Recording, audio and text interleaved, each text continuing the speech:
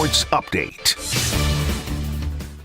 The Four Nations face-off is off today as all four teams will be playing tomorrow. Finland and Sweden will get the day going at 1 p.m. And then the main event later on in the evening, Canada takes on the United States. Puck drop for that game will be at 8 o'clock.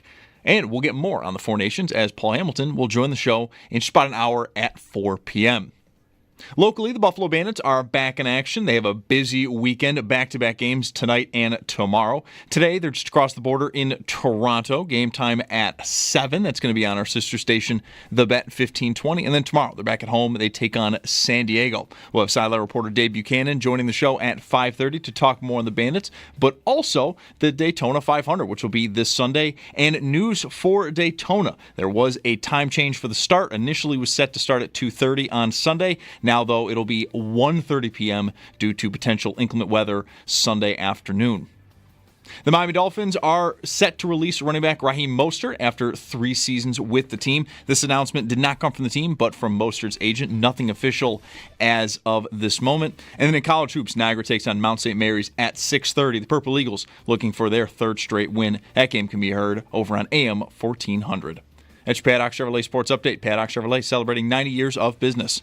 I'm Zach Jones for WGR Sports Radio 550.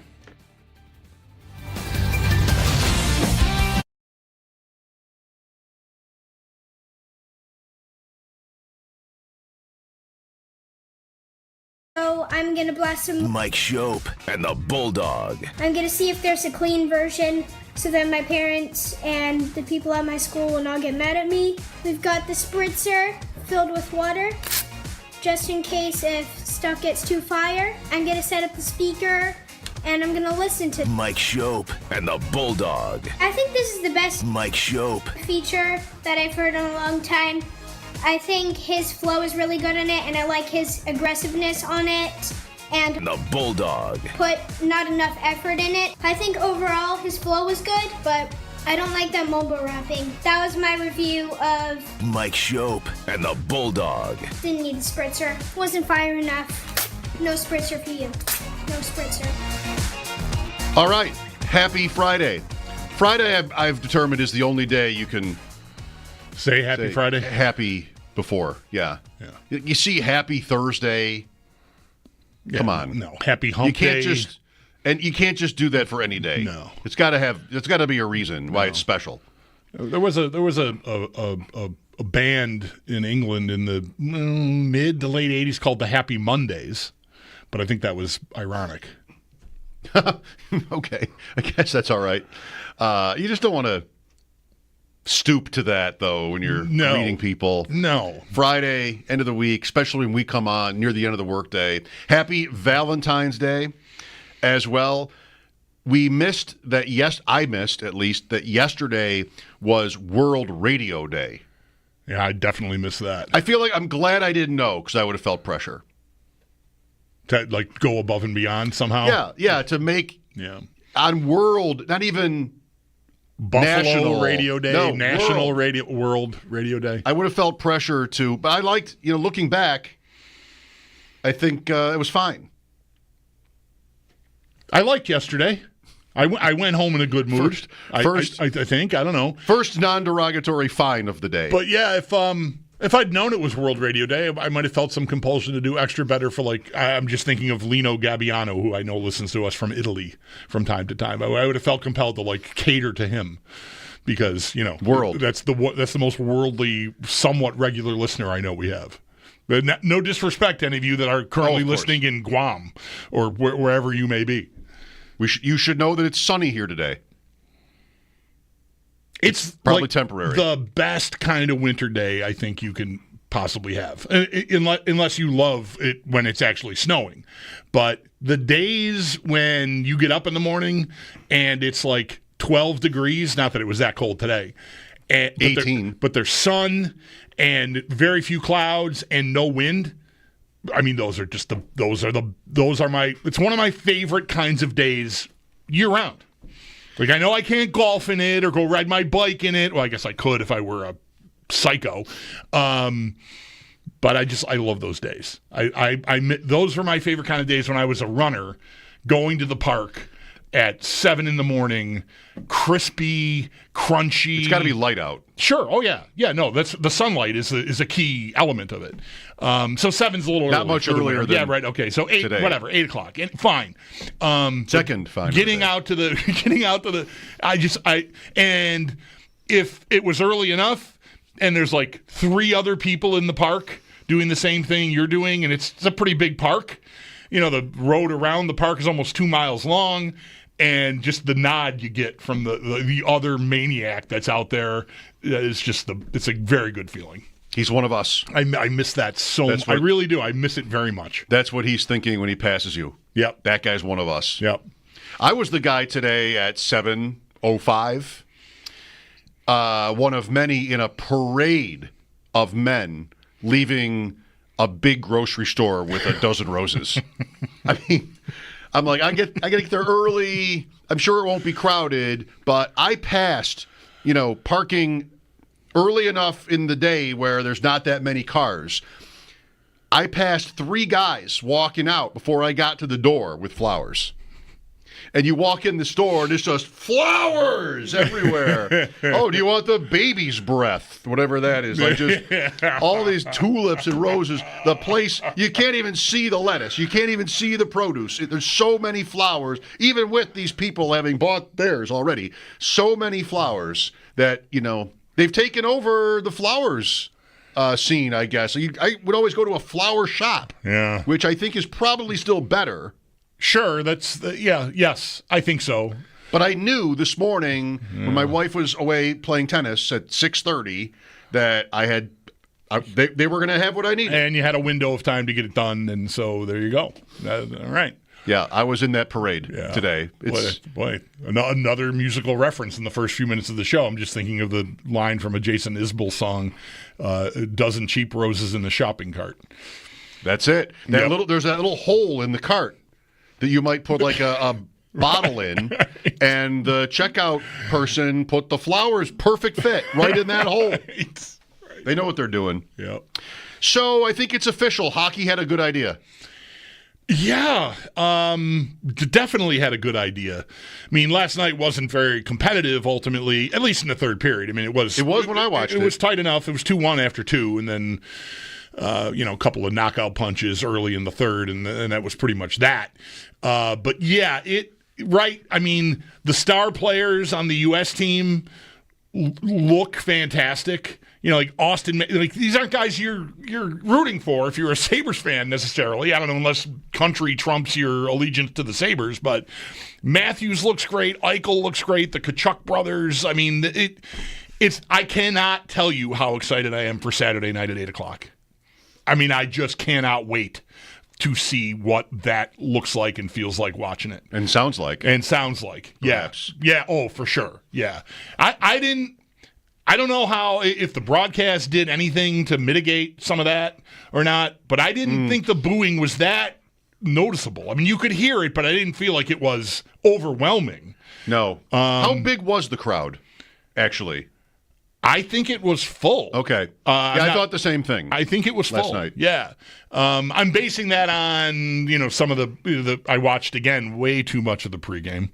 I mean, I don't know how many times I heard Marc Messier reference the 96 team that won the World Cup and the 80 team that won the Olympic gold. And, you got a great collection of players here, but you got to become a team. He must have said it 10 times.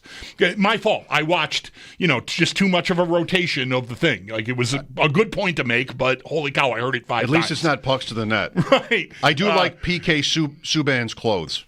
Sure. He's sharp. Yeah. So, early on, I think when they kicked it to the broadcast team, said, or maybe for a teaser during the pregame, it was we kind of wondered what it would be like. Maybe there was weather too, but Ray Ferraro said it's filling up and it's still a half an hour before game time. So the lower bowl did not look like there was any noticeable empty banks of seats or anything to me. So I think they had at least pretty full to capacity. Well, you could tell that there was some whistling, if not booing, but they preface the anthem with, try to be respectful. Right. I was surprised that they don't sing the Canadian anthem at this game. Yeah, considering the game is in Canada. Maybe would they have done that earlier? But I don't know. Obviously, they sang it the night before because Canada was playing Sweden. yes. So I don't know. Do you know if at the Worlds in Buffalo, if it was Russia versus Canada? Am I allowed to say Russia? Russia versus Canada, would they have played the American anthem in Buffalo for those games? Well, I don't remember. I was there for not Russia, Canada, but I was there for Czech Republic, Canada. So same point, and I don't remember what that entailed, honestly. Maybe it's not done. Yeah. But it's weird to think like the game is in Canada and they wouldn't sing the Canadian anthem. But they didn't, at least unless it was earlier. Yeah. Well, maybe, or after the game. Maybe they sang it after the game. Maybe, tomorrow... Who the heck plays Finland and Sweden are playing tomorrow afternoon. So get a look at that, and if we don't get a Canadian, I don't. It wouldn't be on TV anyway. There wasn't one. Right. So congrats, hockey. I mean, it's going to work. You've got Brady Tkachuk calling tomorrow's game the biggest of his life. Right there. And that's entirely believable. You've got that's not that to me is not hype machine working overtime. That's someone who's really looking forward to this game. Yesterday on World Radio Day, we talked to Greg Wyshynski, and we talked about how badly Crosby, how hard he was going. That says everybody's in on this. How responsible for that, if that's the right way to put it, is that there has not been a tournament like this in a long time. So many of these young guys have never competed, as they say, best on best internationally. They said last night the Tkachuks have never been on the same team growing up, ever. The two Tkachuk brothers had never played on the same team. Of course, that would have happened years ago. I don't know why for juniors, maybe there's enough of an age difference. Yeah, if they're 2 years apart, that would explain it all. And I'm not positive how many years apart they are, but enough. That would explain it. Yeah, they're not twins. And one of them, I think Matthew played junior hockey in Canada, if I remember correctly. I have the London Knights in my head there, but I'm not sure. I should check that. Was he? And Tkachuk played at our combine? Yeah, Tim Murray loved him. He just didn't get a chance at him. We did we talk to him too? Maybe. We talked to three guys. Dubois.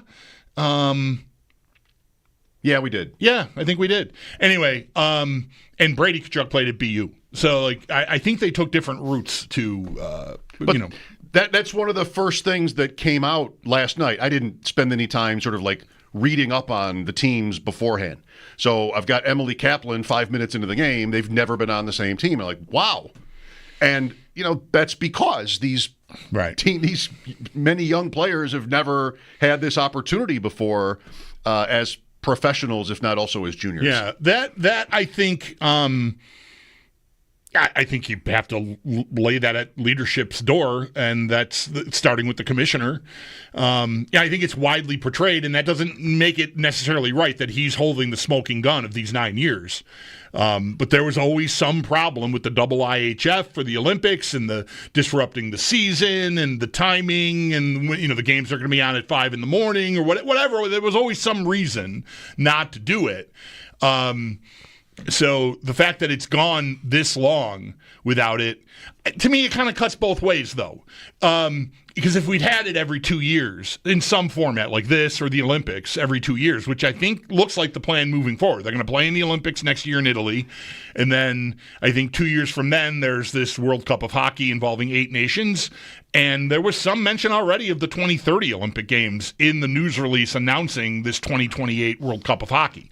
So they're getting on like an every other year format, it looks like, to do this. If it had been happening regularly, I don't know. Look, I'm a hockey fiend. I'm sure I would have enjoyed it and would still be enjoying this. But, absence makes the heart grow fonder, yada, yada. I mean, that doesn't explain away the opportunity lots of players have missed out on to be involved in this. But as an observer, as a fan, it being a desert of this kind of hockey for 9 years does increase the the urgency and the excitement level for me as an observer to see it. Because it's just, I don't know the last time watching, especially the start of the Canada game against Sweden on Wednesday night, but even the beginning of this game on Thursday between the U.S. and Finland, when I have been so reactionary to every play that happens. And that's just, I don't think that if this had just happened 2 years ago, I think I might be in a more relaxed posture as it's starting out and just being like, yeah, these guys are incredible. Well, a couple of things here. It's an interesting lesson, this one. I was looking at the tournament a couple of days ago as, what did I say? Like you can't just keep changing these things. From the All-Star game to a skills competition to, no, yes, pros the Olympics, amateurs the Olympics, etc. Now we have this tournament. Sometimes we have this tournament before the NHL season. It's kind of making your head spin.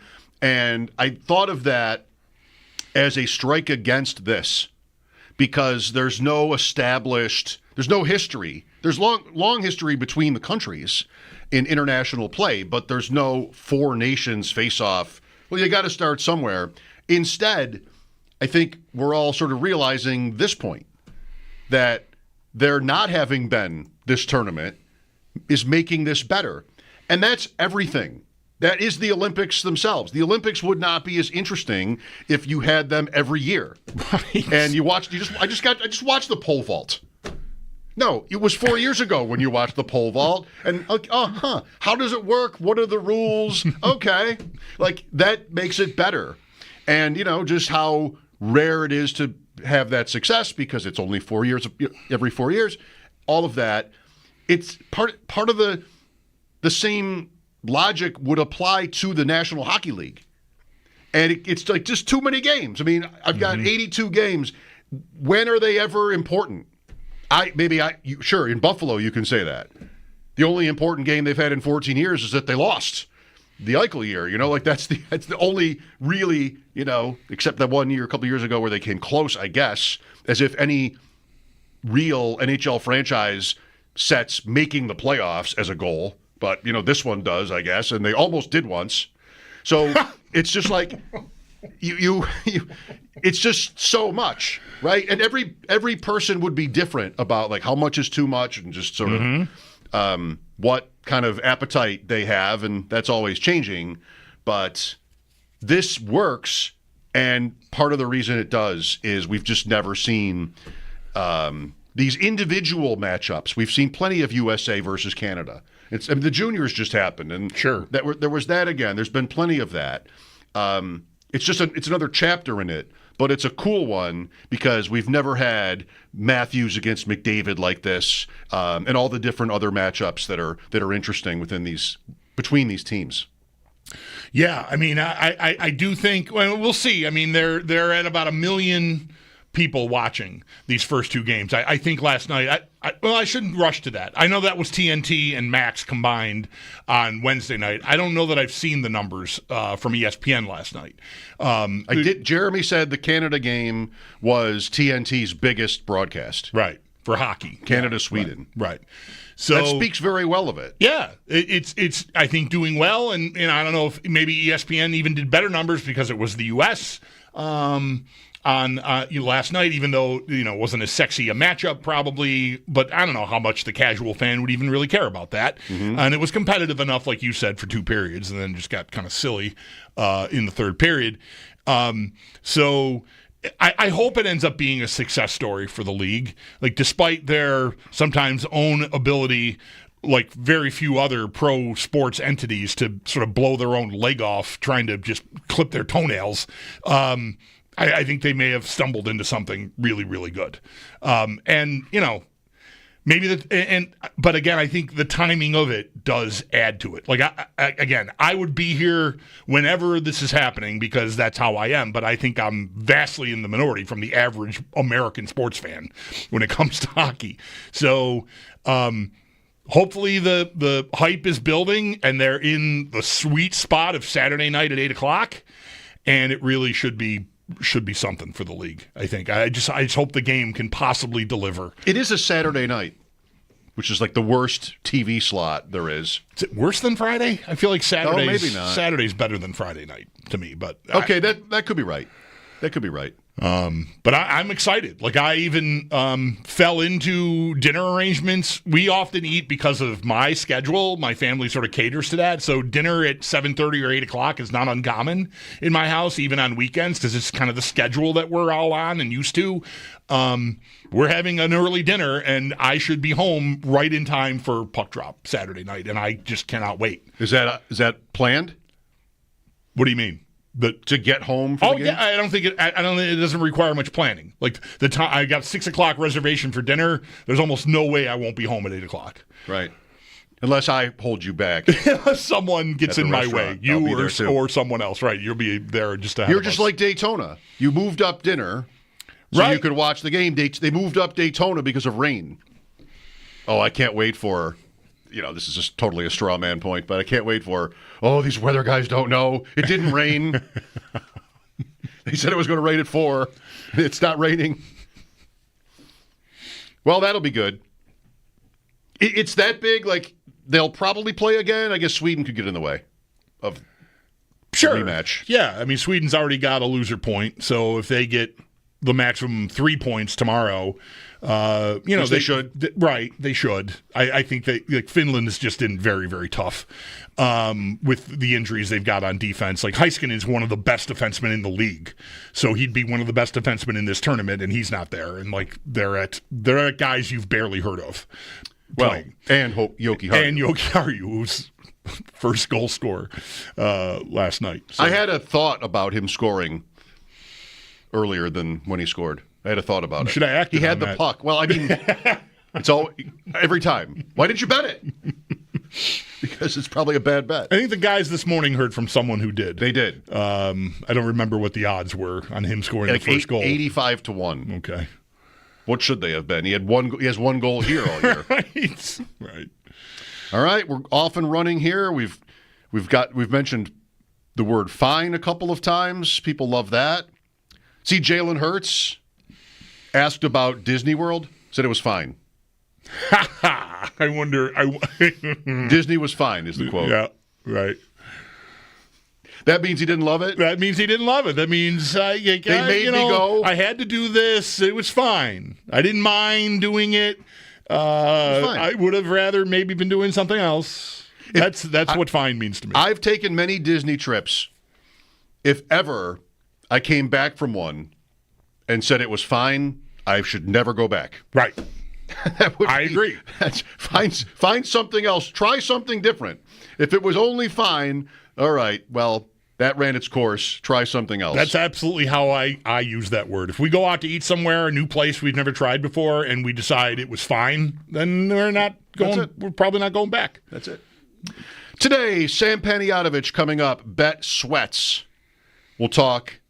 See what he's got to say about this hockey tournament. Maybe something.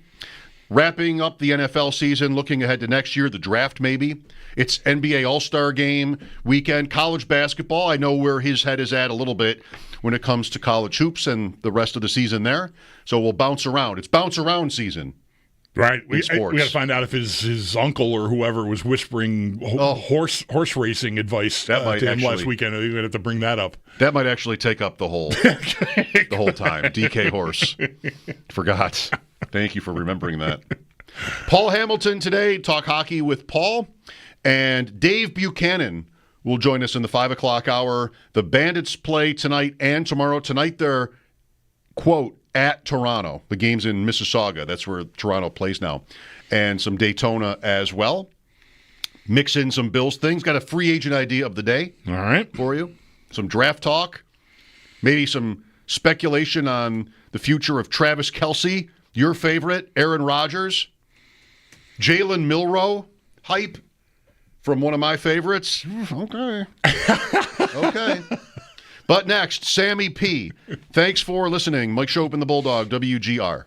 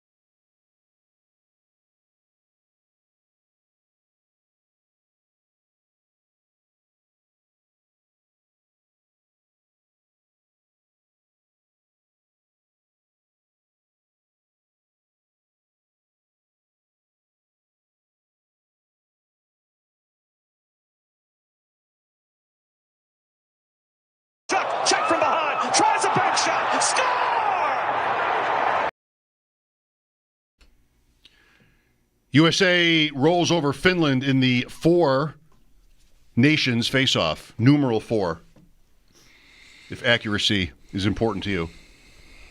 Just got my first share of Emeka Egbuka in fantasy for 2025. Is he on your radar? Ohio State receiver. Sure. At 30, if they got him, you'd be happy? I don't want to put my name on that right now. I'd be very happy. Use mine. I don't want to do that either. Put my name on it. I'm my own man, damn it. Emeka Egbuka. You practicing? I'm not doing that well. I'm practicing, and I'm struggling. On the line now is the host of Bet Sweats, Odyssey sports betting insider Sam Panayotovich. I can say that. Insider calls are presented by BetMGM. Go check out the latest lines today on the BetMGM app, and be sure to catch Bet Sweats live 9 to noon on the newly rebranded BetMGM network here on the Odyssey app. Hi, Sam. Happy Valentine's Day, boys. By the way, Mike, I believe the G is silent. I believe it's Abuka. Okay, I was doing worse than I thought. Good. That should make it easier. All right, thank you, Sam. Mm-hmm. All right, Sam. So give us a lowdown on this Vinny Bamboots character who gave us this horse tip in Tampa last Saturday that we all lost $20 on. Or well, I don't want to speak for everyone. Oh, Mike's going thumbs up. Okay, I lost $20 on. What happened? I didn't watch it, but the guy who sent me the tip goes, he pulled up. My bad. So apparently he got hurt in the race. And I wanted to say, do you know how many people I texted that tip to? You're making me look bad. Now I'm going to get beat up in Buffalo again. He pulled up. My bad. Can happen to anyone. That's how it goes sometimes. That's right. Best laid plans. That's the problem with the horses, though. I mean, that guy will he'll send me a 7-1 that'll hit, but then he'll send me 10 of them that lose, and it's not even close. But that's what I get. Well, that's more reliable than my Tage Thompson hat trick bet, it sounds like, actually. So, I don't know, maybe you can stay ahead of that. It is an interesting thing. I guess, you're already broadcasting your opinions when it comes to gambling, so this is an extension of that. But telling your friends, I would do this because, and there's nothing bad about that, of course. The friend is then in a spot where, okay, well, I have a better chance. We talked about it on Monday. I have a better chance of winning a horse bet from somebody who's connected than I do from winning any given NFL bet, I think, even if it is 6-1 or 7-1. So I want to do it, but those odds, you're not going to be right most of the time. And I don't know, like there are certain interpersonal dynamics in play when, you're texting your buddies. This is what I would do in this game because, you kind of really need to be right. If I were to tell you, not that it was this person, but if I were to tell you that it was Eddie Olczyk who gave me the horse, does that make you feel better, Bulldog? That could be a question for me, too. Actually, quick follow-up. Do you still want to be on the list, yes or no? Let me know. I do. Yes. I do. Yes. I didn't, whatever. I'm hardly the least bit upset about it. But I'm upset that I have a new app called DK Horse that I really didn't need that. But I like saying DK Horse. Yeah. I liked being included. That's all. I just, it just felt I felt like we've reached a different level in our relationship that you reached out to me and us with that action. So I welcomed it, and I would welcome it in the future. We'll get one. We're due. We will get one. Are you into the hockey tournament at all? Yeah, I can't wait. Tomorrow, I heard you guys talking off the top about the games and about the Tkachuk line, which is so fun to watch when those guys are out there together. Actually, I saw somebody on X last night say the name of the line. They nickname these lines all the time. I heard Eichel Tower with the Tkachuks, and I laughed out loud. I think that's very funny. But I can't wait to watch Canada USA tomorrow. And I'll tell you what, looking at the market right now, it is a glorified coin flip. It's -110 Canada, -110 USA, total 6.5. The books are saying, we don't know, just come on in and bet it. So they're saying in Vegas that this is a coin flip, which I'll tell you what, it's a good sign for the red, white, and blue boys. I suppose. That would make sense. Well, that is tomorrow night at 8. And futures, you don't happen to know the tournament overall? Is it similarly equal at the top? Look, I have lines on the rats in my alley after the show. I got lines on whatever you need. You always know. favored USA now. I think that's how the tournament began. It could have changed because they blew out Finland and Canada needed overtime to win their game on Wednesday night over Sweden, but I doubt it. I think it was very close, but I think the USA was in a better spot according to the books going into the thing. So there it is. Sam, we can sort of close the book on the NFL season. We finally saw Kansas City get theirs. I think I read that the sports books made a killing this year. Chiefs going down in the Super Bowl though was a nice coup for the house. To your point though, Mike, the books definitely had a tough season. Compared to previous seasons, like in totality, from week one through the playoffs, the public did pretty well, but the public gave a lot of that back on Sunday when everybody was moving people out of the way to be a part of the three-peat. I see the number in Vegas, too. The most Vegas has ever made, actually the most Nevada has ever made on a Super Bowl, $22 million they cleared on Sunday. That's all because the Chiefs went down. So it was nice to see I shouldn't say it was nice to see the house win, but I usually bet on the side of the house. So it was nice for me. Like when the public wins, I lose. If we're being totally honest. Evan Abrams, who's always got some great stats, had one today. From week 6 on in the NFL, favorites of 3.5 or more went straight up 113-20. Like that seems maybe insane. That doesn't even sound real. I believe Evan Abrams. We exchanged a lot of stuff together. That's insane. And you know what a lot of people do, and if you had a good run with this, congrats, good for you. A lot of people just took 3 or 4 of those favorites and just parlayed them together on the money line. That was the very, very telling part of the season when you would look up every Sunday and most of the favorites would have won and covered, money line and spread. And then I would text the guys in Vegas, a couple guys at different places, and go, what do we need tonight? And they go, we need the dog to win outright. And it almost never happened. I mean, think about all those blowouts on Sunday and Monday night. I mean, there weren't that many games. The only one that comes to mind is when Aaron Rodgers and the Jets had Devontae Adams for the first time. And I think that was a Sunday night, and the Jets got pounded by the Steelers. But the favorites basically carried the mail all season, and that's a staggering number. What is that, 113-20 straight up? Yeah, he tweeted it. You'll find it. Favorites of 3.5 or more from week 6 on. So that was the way to go this year. Right. Well, look, everybody loves to win, but the I won stories aren't usually as good as the bad beat stories. How many horror stories did you hear about a Jahan Dotson first touchdown scorer? I had a buddy who had him 90-1 to score the first one. 90-1, and he bet $100. That's $9,000, Bulldog. That's about as bad as it gets. And the worst part is, he scores the touchdown, they call it a touchdown, and then they go to commercial.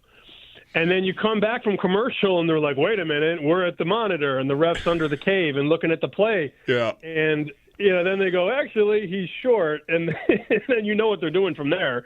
They're doing the brotherly shove at the one. Not only did it affect Dotson, but think about this. The prop in every Super Bowl for shortest touchdown is 1.5 yards. And so people usually bet the under. They usually bet under 1.5. So not only did it swing the Dotson money, but it swung all those bets that came in under 1.5 on the shortest touchdown, because that was a 1-yard plunge. But I feel my buddy Sean Green had a 90-1 slip at $100 to win $9,000, and he's still getting over it today. Right. I believe bet. It. Yep. Not even a week. Sam, are you doing anything for next year? Futures? Nick Costos tweeted, who's your Super Bowl bet?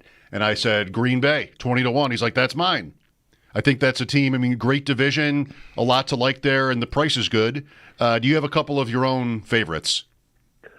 I circled a couple teams. One of them is the Chargers, 25-1. I think Harbaugh is going to have a full offseason to get his guys in there. Remember, they were playing basically without anybody at wide receiver. I think they're going to be aggressive, not only in the draft, but maybe in the free agent market or the trade market. They have the quarterback. They clearly have the offensive line, which is how Harbaugh always builds his teams wherever he's at, college or pro. And I think defensively they were very solid last year. They were top 10 in most metrics. So I like that number at 25-1. And then I'm curious. I didn't bet this team, but I'm flummoxed by what to do and how to perceive Minnesota at 35-1 because they have all the talent they need on both sides of the ball. I just don't know if I want to put my money on a team with a rookie quarterback to win a Super Bowl. So that was the only bet I've made so far. Chargers at 25, and of course, the Big Four are going to be the Big Four until further notice. Eagles, Ravens, Bills, Chiefs. Those teams all around 7-1. But I think the Chargers are very, very interesting. That could be a team that starts like 7-2 next year, and then that 25-1 goes long gone, midway through the season. Perish the thought here locally, but I wonder if it's a year where you might want to try, you're doing it right here with LA, to try to find a dark horse in the AFC. I mean, Kansas City comes out of that game and, wow, they're super old now, and like maybe this just doesn't continue to hum. They had a trying year for a team that won so many games. The Bills, we're talking about their roster, like how many good players, what needs to happen. Your defense kind of almost fell apart. Then you have the Ravens, who it's their brand now, falling short. Maybe it's the right time because, we've had the Kansas City inevitable conversation for so long. They didn't seem so inevitable Sunday, so maybe an idea like that is on time. Yeah, I think it's an interesting conversation. Of course, we are almost 365 days away from the Super Bowl, and that has to be understood. But I did laugh. I watched a lot of TV Monday and Tuesday, and the narrative on all these national shows, not that I love watching them, but I want to know what's on. I don't actually listen. I just watch and see what the graphics say. And I couldn't believe the narrative Monday. It was like, are the Chiefs cooked? Is their legacy ruined? I'm like, the Eagles played like the 85 Bears, and we're talking about if the Chiefs are cooked or not. I don't remember a team winning a Super Bowl that dominantly, and we're not talking about the team that won. We're talking about the team that lost. But I guess that's the climate we live in terms of hot takery. Yeah, that's just, I think, sign of the times, right? Especially if a team is as famous as the Chiefs are trying to make history, like it's going to be all about, are they now on the rocks and how do they get off the rocks? Do we need to send out an SOS and all that kind of crap is usually It's really dumb, though. Guys, it's so dumb. The Eagles held the Chiefs to 14 yards in the first half, and the Chiefs didn't cross midfield until the end of the third quarter. And it's like, coming up next on The Herd, is Patrick Mahomes a bum? And you're like, what are we doing here? I don't know. That's not me, but I guess I understand it because people hate watch it. College basketball, we've got the NBA All-Star Game this weekend. You and I have chatted a little bit about the college scene this year. A couple of thoughts for our listeners.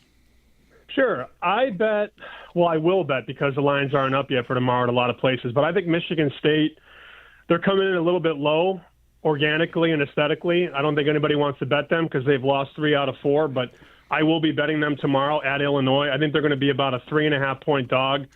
I like Alabama tomorrow. They're at home against Auburn. Auburn's number 1. I think Auburn's going to go down. Alabama's really, really good at home, and they play that tempo that makes it difficult. And I don't know that you want to tail me on this one, Mike, but I like this MVP of the All-Star Game market because you have really good players at like 10, 15-1.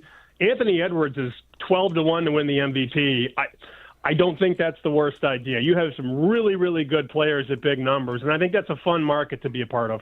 Is there anything looking ahead here? I know we're still a few weeks out from the tournament and all that. I mean, is there a team that's kind of, I don't want to say buried in the odds, but is there a team at a number that you like with an opportunity to maybe, go far, Final Four, even make it all the way to the end and win it all?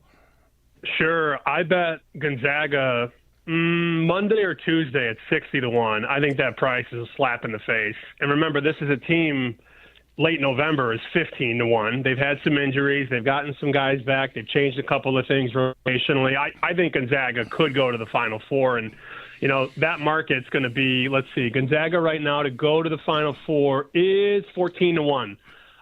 That's a really good bet, I think. And the good thing about that bet, Bulldog, is if they go to the Elite Eight, you can hedge and you win no matter what. They don't need to go. They just have to get close. And they've gone to the Sweet 16 9 straight years. That people don't want to bet that team because of what they've seen, but when everybody's saying the same thing, you got to go the other way. 14-1 Final Four on Gonzaga, that's a really, really silly price. Not to mention George Mason, Sam. Yeah, BetMGM was like, you prick, when I made that bet. Because they had 500-1, and they let me bet $50, and then they cut the price in half. I know they weren't happy with me on that one, but don't hang a bad number, and I won't bet it. Yeah. Sorry. You guys will be back. You'll survive. Right. The house will probably be I'm not fine. happy, though, because Right. I got the wheel. You know when you get the wheel and it's like, you're under review. I'm like, uh-oh, the feds are here, But, I mean, that team is really good. And you know who their head coach is? The point guard of the team that went to the Final Four in 2006. So that storyline will be crammed down your throat if they make a run. Culture. Thank you, Sam. Enjoy your weekend. All right, gentlemen. Sam Panayotovich, Fridays at 3:30 Eastern on WGR, the host of Bet Sweats, Odyssey Sports, Bet Sweats, or BetMGM Insider. Insider calls presented by BetMGM. For all your betting needs, check out the newly rebranded BetMGM Network on the Odyssey app. Paul will join us at 4, back to the hockey tournament and the state of the Sabres here, almost halfway through their break. They play next Saturday at home against the Rangers. Mike Schopp and the Bulldog at 803-0550. This is WGR. More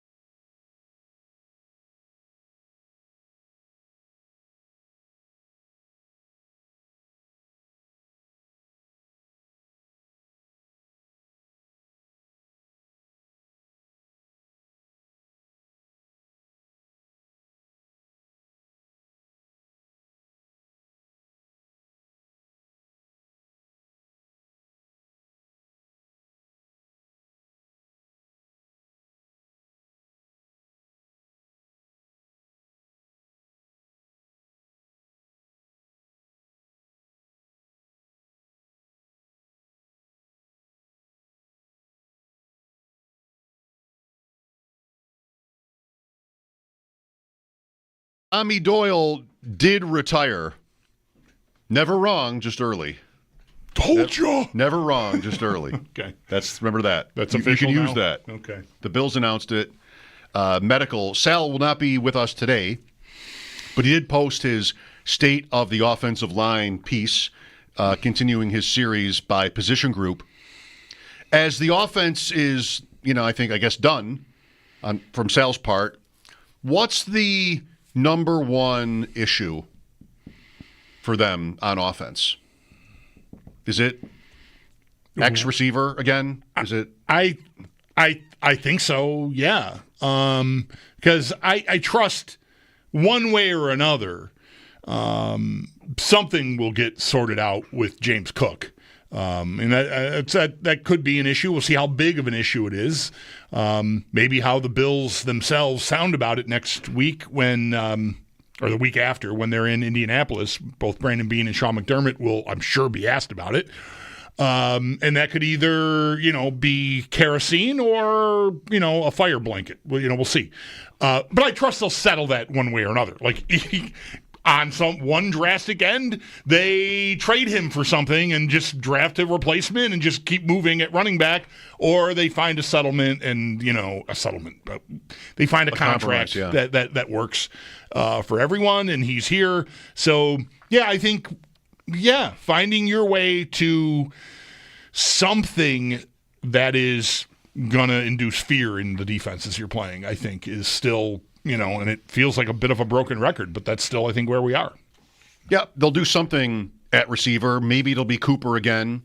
Maybe it'll be a lesser free agent. I mean, that's most guys, even if Cooper is getting up there and perhaps is slowed down. Maybe it's a trade. I don't know, but I only ask, maybe all this stuff because they do have Coleman. They did draft him to be – he's not supposed to be a part-time player. Right. He's supposed to be your guy at that position, and it'll be a sign, perhaps, what they think about the odds of that working out on how they play the position in the rest of the offseason. The Scotties tonight, Bulldog, I mean, you're going to be what? Not that watching? Hockey game is tomorrow. We don't know if we can watch it yet. The curling community in the States is, some of us are trying to put the pressure on TSN. Last year, they allowed the stream to be watchable in the U.S. I've seen no indication of that today. It's 3 hours now. I'm getting nervous that we might not be able to watch the Scotties on the TSN stream. All eyes on Krista McCarville. I know you'd say the same tonight in Thunder Bay, her hometown, and we'll see if she can win one. She's come close. Well, maybe we'll see if. Well, we won't see. Maybe you'll see. Canadians will see. Canadians will not see. That's right. Maybe in droves they'll be watching, but you, questionable. So is this going to be like some 2025 version of sitting in front of the TV at 12:59 on a Sunday, hoping somebody didn't flip the switch at Channel 2, so the Bills game that was going to be blacked out is actually on, and then the pregame ends and there's that moment, and then welcome to Cleveland Municipal Stadium. Damn it! Is it going to be that? Right. Yes. That's how we used to live, people. Well, when we were children, it was rare. Those were our lives. It was rare that they would miss it, but once in a while, even for a minute, you'd see the stadium. Like, wow! I can't believe Dad! Oh! I remember on my small white TV, I'm making a shape here with my hands. It was about this big. I think it was 81, and there was a Bills home game against Denver. I think they won 9-7. And this game was on Channel 9 in Canada. Okay. It was shown. Whether that was right or not, I don't know. Maybe that was fine. But it was on Channel 9 in Canada, and I could barely see it, but it was good enough. Right. This is how I watched Miracle on Ice. Yeah. And I guess was that CTV or CBC, whichever it was, but on that same little white television, black and white, grainy, but live. I can remember watching Hockey Night in Canada on a TV in my parents' basement with rabbit ears, which isn't really optimal. Like rabbit ears in the basement it's about as tough a spot as you can go for rabbit ears, I think. But just hoping you want to be higher up, right. Foil on the thing, holding it. Oh, if I hold it, right? just. here's Lanny McDonald. What kind of lives were those? Boy, has the show ever sounded more? We're not even to the Playboy channel yet. Right. Paul Hamilton after sports here on WGR. Caller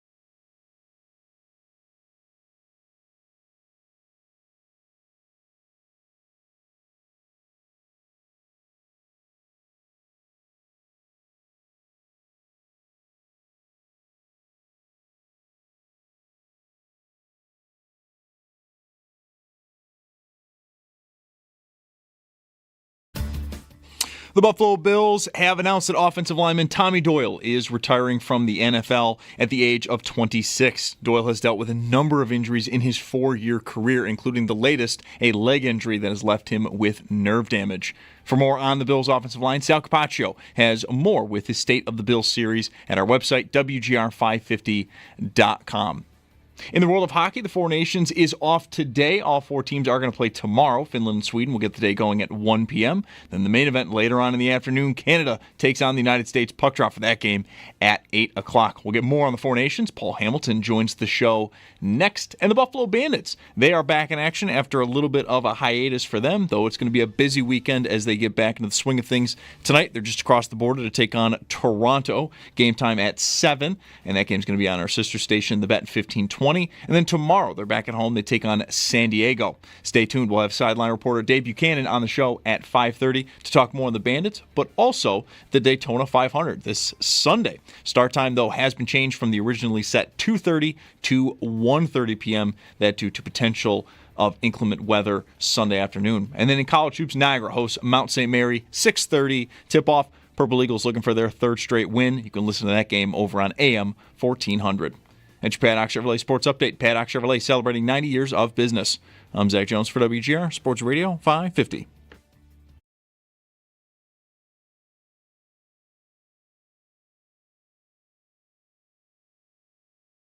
Oh, Ceronic and Hamilton going to each other, and Sawinski fights into it. We have the fight. With Mike Schopp and the Bulldog. Snodcheck was just totaled by an Iowa State player against the board. I think it was by Hamilton. On WGR. Really a pretty unnecessary hit by Hamilton. Hamilton is still awfully mad. He's being held back. Number 17, Paul Hill. 2 minutes for charging, 5 minutes for fighting, and a misconduct. Sports Radio 550. Cold but nice day here in Amherst, where we broadcast from. Mike Schopp and the Bulldog. We were talking about like the weather today, and you had some feelings about it. I can smell baseball a little bit. The sun being out, it's close enough. Pitchers and catchers. Casey Candell returning for his 5th season managing the Bisons this year, who open in March. Opening day for them is end of March. Paul, 5 seasons is a pretty hardy run for a minor league manager, isn't it? It's more so than you might think.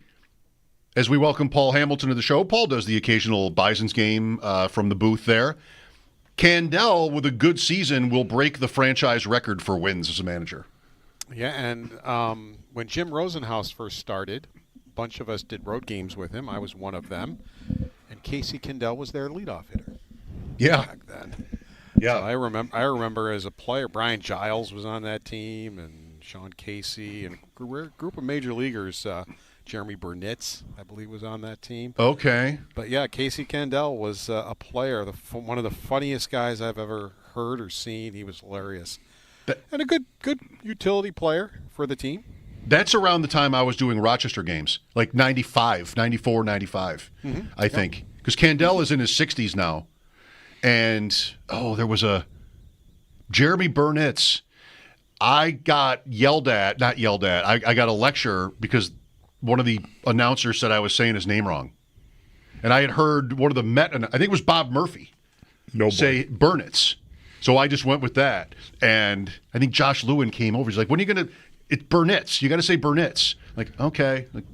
Okay, might be right. I thought I was right. I care about this stuff, too. Also, Candell, his mother played professional baseball. I forgot about that, yes. He and his mom were believed to be the first ever mother-son ball players. She played in the league that was glorified by a league of their own. She was a player in that league. So I'm not sure if there's a second, but they were the first ever mother-son pro ball players. All right, that's awesome. Now I can really taste it, Paul. Here we go. Let's bring Mike, on this. I have a question for you. Oh, good. It's not. Wait, we're not done easy. yet. You got to wait till 4:25. No, make it easy. Could you tell me why I flew to Buffalo from Nashville instead of flying to Florida? I've been sitting here for 3 days, freezing to death, going, what am I doing here? Why am I here? Why am I not in Florida? I don't know that answer. Yeah, I wish I could help you, Paul. I have next week off because my kids are off, And I had big ideas. Like my son and I were like, we'll just go as far as we need to so that we can wear shorts outside. So like maybe that's like DC, right? Possibly. No. It'll be 34 next week in Washington. So that you're gonna have to you might have to go as far as Florida to be warm. Last year I was smart enough to go to Cape Canaveral during this time. Oh yeah, and go run through. Well Nassau. played. I had a great time. How did I forget to go do that and just be there? Mike is giving me all the vibes of a vacation I took in the winter of '97, I think, or '98. I can't remember which. Where by myself, I threw my golf clubs in the trunk of a Nissan Altima and decided I was driving south until it was warm enough to golf.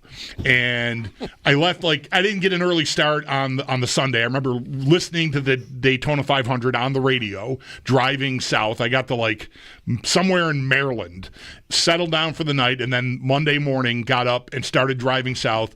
I don't know how long it took me to get to Virginia Beach, but I know I got off the highway and got out of the car in Virginia Beach and went, nope, not warm enough yet, and kept going. And I got to Myrtle Beach at 8 or 9 o'clock at night that night and found a little mom-and-pop motel that had a golf package, and I spent the week there golfing with strangers and eating steaks. And it was great. What? I'll just do that. I thought you were going to tell me you made it all the way to a boat and wound up in the Bahamas or something. No. I'll just do that next week. Myrtle Beach kids was can as handle far as I themselves. needed to go. Yeah, the kids can handle themselves. I'll just do that, I think. All right, Paul. Well, hockey seems to have gotten one right here with this tournament. Yeah, there was pretty much no doubt in my mind that they would. It's been so much fun to watch it and, to see these. I mean, these tournaments used to happen quite a bit, and then they hardly ever happen other than the Olympics. So to see it again and just see the Tkachuk brothers play their first game together on the same team, and not only do they that, but they score 4 goals together. How about that? I mean, it was crazy to see them perform and see how happy they were, and just Jack Eichel was their center for a lot of the game, and it just was a super line for them, and it was really fun to see. It's just so interesting to see how guys get used here. This is maybe the geekiest point I can make, and it is about Eichel, so I apologize to the fans because I probably feel very similar to many of you about him at this moment in time. But while that game was still close, maybe early in the third period, defensive zone faceoff, I noticed him out there without the Tkachuk brothers, takes a draw, and goes right to the bench. I'm like, Selke candidate Jack Eichel now? What the hell happened? He definitely is a more complete player than he was in Buffalo, but you would expect that too. Yeah. I mean, he's gonna mature. Yep. And he can afford to be, Paul, right? He can afford to be. On the team he's on, yeah. Yeah, no, definitely. Not just this U.S. team, but even the Vegas Golden Knights, but look at his numbers. His offense has grown too, even though he's a better two-way player. Well, what do you think about, or what did you think, by the way, as well? You talked to Bulldog on Tuesday. Were you expecting this level of intensity from this tournament, at least what we've seen so far? No reason to think it'll quit. Actually, it's been intense, yes, and I almost thought it'd be more. I thought it'd be one of these things, where it'd be scrums at every turn and hard hits, and there has been one injury, unfortunately, for Vegas, that Theodore is now week to week, as he hurt himself in the first game, so he's out of the tournament. But it has been very competitive. It has been hard hitting, but honestly, I almost thought it would be more. Yeah. It's been hard hitting, and yet I'd say very clean, right? Yes. There was it. I'm trying to remember the game, whether it was last night or Wednesday night. I think it was last night. There was, because it was McAvoy. He got a pass that was just in a weird spot for him, and he had to reach sort of from his right to left behind him to get it. And when he turned, there was a Finnish player right there. It was Rantanen, and it was a big dude. And he just wanted the puck. And he took the puck cleanly, got a great scoring chance. Mm-hmm. But holy cow, that was a play where he could have been cartwheeled into next week, and we'd be arguing about whether it was clean or not. So there hasn't been anything like that. But there's been a lot of, to me, very hard checks, finishing checks. Nobody being shy about that, but it's been respectful, I would say. And probably the biggest play of yesterday's game, forget about the Tkachuks and everything, Bulldog, I know you probably had this as one of your bets. Henry Jokiharju scoring the first goal of the game. If you did, you are probably a millionaire right now. And Right. Yeah, that's a moment for him. Yeah, that was nice for him. Yeah, it was nice. It went off Kyle Connor's stick, but still, it counts. But talking about goaltending, I mean, that's probably – I can't think of one hard save that Hellebuck had to make. I mean, Finland just never really had a great Laine had a chance on the power play early and ripped it wide. It's like, I didn't see you rip that wide against the Sabres when you loaded up for 3 power play goals. Right. But he really, Finland basically tried to just play defense, which for 2 periods they did. But I don't think Hellebuck had to make a hard save all night. Boy, another little kind of geeky evidence that I think you can find if you're really paying attention to how high the buy-in level is for everyone. And Ray Ferraro pointed this out on ESPN last night. Laine back-checking. Like, he made a great play back-checking, and he said on the broadcast, like, that's not something you usually see him dig in on, like, throughout his career. But he's playing for Finland, and everyone, you're Finnish, like, that's how we play. And in Montreal. Right. Home for him now in the NHL. If that matters. But, yeah, that's cool. Will Luukkonen get tomorrow or no? No. The other guy, the Vancouver guy. I thought so too, because I thought so too because he dressed as the backup, and I'm thinking, well, they're not going with Saros. So I just immediately assumed, which was stupid on my part, that Luukkonen's next, and he's not. But Saros, I think, is out. I think you are correct. Yeah, Lankinen. I think it was even made announced here. And I noticed on the broadcast last night, they were talking about the choice that made there for certainly no reason to not go with Saros in your first game of the tournament. He's the most decorated netminder of the 3 of them by a lot. But during the game, even I didn't know who the backup was. I don't know that they said it, or at least that I caught it and was paying attention when they did.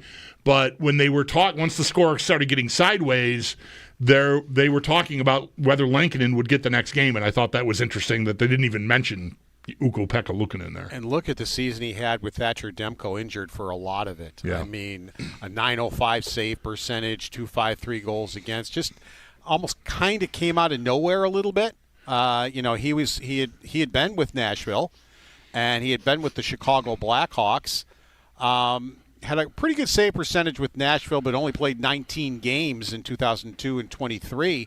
But, never put up hugely great numbers. And then Vancouver gave him the opportunity because they needed a goaltender, and he's just taking the bull by the horns. And, I don't think it's unfair that he gets the next shot over Luukkonen. Yep. His numbers are much, much better this season in the NHL than Luukkonen's are. Paul, if I can, before we eventually move on to, whatever there is to talk about, I guess a few weeks from the trade deadline, similar to how we talked the other day here, you and I, back to Wednesday night, one thing that now I forgot what I wanted to say. This long preamble to get to my question, and I've forgotten the point I wanted to ask you about from Wednesday's game. Oh, I know what it is. Sorry for the delay, everyone. How interesting, if at all, did you find it that Dahlin did not see the ice in overtime? Only because Karlsson also had not seen the ice, and then all of a sudden Karlsson's on the ice and he costs him the game. Karlsson played 2 shifts in overtime. One was 10 seconds and the other was 12 seconds. And here comes Marner, bearing down on him. All Karlsson does is back into his goaltender. Yeah. And even at their best, take Karlsson at his best, take Dahlin at his best. Dahlin is a much better defensive defenseman than Karlsson is. Karlsson has been all offense his whole career, very, very good at offense for most of it. And then recently, no. If you got to run at one of your guys who hasn't played out there, it has to be Dahlin. You can't run Karlsson out there, and especially the way that overtime was going. McKinnon was absolutely dominant. He was undressing good defensemen. Right. You just can't run him out there, and that surprised me. I thought Dahlin for the first half of the game. If we were picking 3 stars, I thought about this. Dahlin would have been my 3rd star. I thought he was Sweden's best player for the first half of the game. And I thought he and Forsling formed a good pair. Yeah. Dahlin's on their 3rd pair. I think he and Forsling should be their 2nd pair, to be quite honest with you. I thought and then at the end of the game, they trusted it enough to go out there with Hedman for a shift, with about a minute and a half left, and to try to get that game to overtime. And they trusted him to do that, and then they don't trust him to put him out in overtime. So it just shows you what Sweden maybe thinks of him, that they too realize the hype that came out in 2018, that he hasn't lived up to the hype. Now he's a darn good hockey player. He's an all-star hockey player. And I think I've told you, when the NHL Network said he's the 11th best defenseman in the league, I'll buy that. Yeah. I think that's about right. So, but he's obviously, at least for one game, isn't real valued by Sweden's coaches. So, right.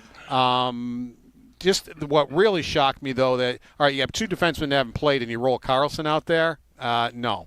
Right. I saw Hedman a lot and Forsling a lot, and then Carlson, like you said, for the bits part. Did I miss somebody else get ice time in OT? Because I thought I only saw Hedman and Forsling. I think Brodin might have been out there. I'd have to look. Okay. I think in overtime those two hadn't played, and the other four had. If I'm not, Forsling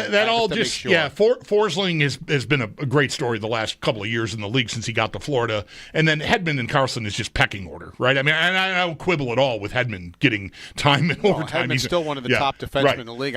Carlson was the curiosity, and that's just seniority, I think. I'm sorry, he's a joke. I mean, at this time in his age, and the Penguins have found that. I said that when the Penguins signed him. I was like, what are you doing? I know he had a great offensive season and won the Norris Trophy, which I thought was a joke because basically it was just because of all offense. Hedman, yes, but Carlson, he should be on their third pair, and he should be the guy that barely sees the ice unless you have a power play or something. And Dahlin also is not on either special teams. Right. Sorry. Go ahead. Mm-hmm. Back to Luukkonen. What about him this season for the Sabres? The Sabres, no one needs to say it, have made a lot of mistakes. But there are times when they just have to throw their hands up because, this makes sense. Lots of things like that have happened, and they just end up in the ditch. Luukkonen's still young, and I don't think he's having the worst season, but he's under 900 save percentage, and he's, signed at a pretty good number for 5 years here now. What should the Sabres be thinking about where they're at in goal? I don't think he's played as well as he did from January 1st on last year, but he's had some really good games. Unfortunately, he's mixed it in with some games where you say to yourself, boy, you needed a save there. And we can say it in their last game against Nashville. Yep. There were a couple times where you say, God, hey, you need a save there. But overall, I think he's been okay. It just hasn't been as good as when he won the job over last year and played really, really well. And Mike, you were right. As we've been talking here, I've been looking it up. Ekholm only played one shift in overtime, and Brodin did not play in overtime. So they had another defenseman also that didn't play in overtime. So they had three of them that basically didn't see the ice or hardly saw the ice there.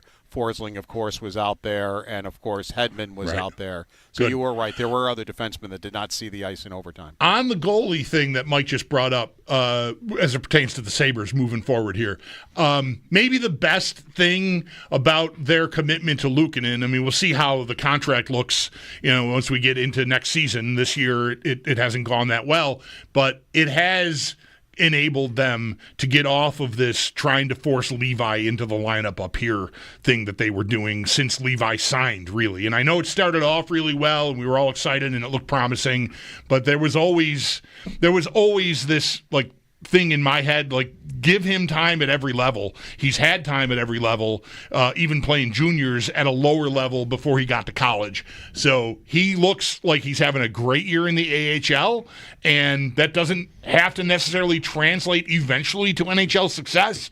But for me, I'm just one dude. I think he's right where he should be right now. No, you've been right on this. Even when, Kevin Adams, it's been obvious, wanted Levi to be the NHL goaltender twice now, and it's failed both times because he's just too young, and as Bulldog just said, needed more time to develop, and they weren't giving him that time. He played those games when he signed, 7 games, I believe, and then right away, he's got the job. Here's the job. Start the season. It's yours, and that failed, so they finally got him to Rochester, where he helped develop, and same thing this year. It's like, all right, Luukkonen's the guy, but we're going to alternate them. even though Luukkonen won the job by far last year, we're going to alternate them. And that didn't work. And now they got to. It's just like Adams wants him to be the starting goaltender. He has tried twice now to hand him the job. He eventually might be the starting goaltender. And I'm a little surprised Luukkonen signed long term with that in mind. He's not blind. He can see what's going on here, especially when he played so well last year at the end of the for the last 30 some odd games that he played, and then next year he's alternating to start the year. So. It'll be interesting to see how this breaks down. He got his money, I guess. Right. They were probably hoping for Ullmark and Swayman. Right. Bruins signed Ullmark 5 years, $25 million. The money's close enough. Swayman showed up and started splitting time with him, and that eventually led to a divorce. Ullmark got traded, and now Swayman's got his big contract, and he's their guy, and that's been pretty much a mixed bag for them this year. But I'll bet that was the model they were hoping for, because Swayman didn't play a lot in the AHL before he got there either. But, all guys aren't equal. But unfortunately, I think they've got two goaltenders that the more they play, the better they are. I'm not sure that will, with these two goaltenders, I'm not sure that will ever work, because it just seems like they both need to be in the net a lot. I mean, Levi's in net almost every night in the AHL, and he's one of the best, if not the best goaltender in the league there, and has great numbers and is in the AHL All-Star game. So it seems like they have two goaltenders that have to play a lot. So I'm not sure that model, and I agree with you, that's the model they were thinking. I'm not sure that model is going to work with these two goaltenders. Paul, thank you for your time. Thank you for your question, even if it was why you didn't go to Florida. I needed you to tell me why I haven't done the right thing here. I mean, I said make it easy. How about make it impossible? How could I know why I didn't go to Florida? But at least that's the thought that counts. It's Valentine's Day. The only time I ever find myself during the winter, I really mean this, thinking, why do we live here, is when I stop to get gas.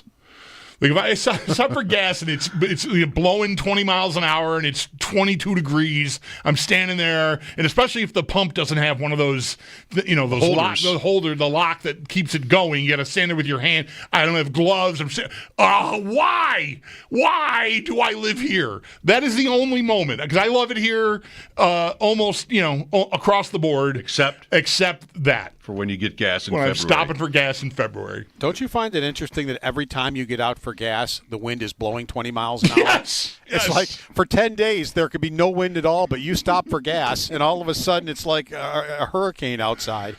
I don't know why big gas station does that to us. Those wind machines. Damn big gas. They're just rubbing it in. All right, Paul. Thanks, Paul. Take care, guys. There's Paul Hamilton on the Western Hotline. His appearance here on WGR brought to you by Equitable Advisors. Planning for your future is about more than just money. Let Equitable be your guide. And by Raylax Honda. Raylax, we got this. Four Nations Face-Off. James Cook. Topics of the week here. 803-0550 if you want to join us. We've got open lines for an hour or so. Dave Buchanan will join us later to preview the Bandits weekend, and also a few minutes on the Daytona 500, which is Sunday. They moved the race up to 1:30 because of expected rain in the area. I mean, if it's going to rain here, they don't care. Of course it's in the area. Why else would they? The greater Daytona area you're referring to. Yes, yeah, where the track is. Yeah. All right. Sports is next. Mike Schopp and the Bulldog here, WGR.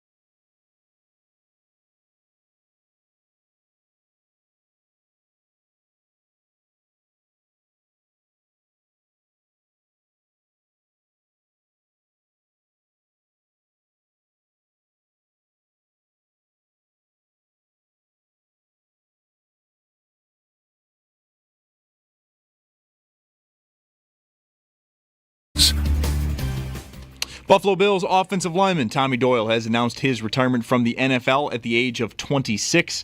Doyle has dealt with a number of injuries in his 4-year career, including the latest, a leg injury that has left him with nerve damage. For more on him and the Bills offensive line, Sal Capaccio has more with the State of the Bills series at our website, WGR550.com.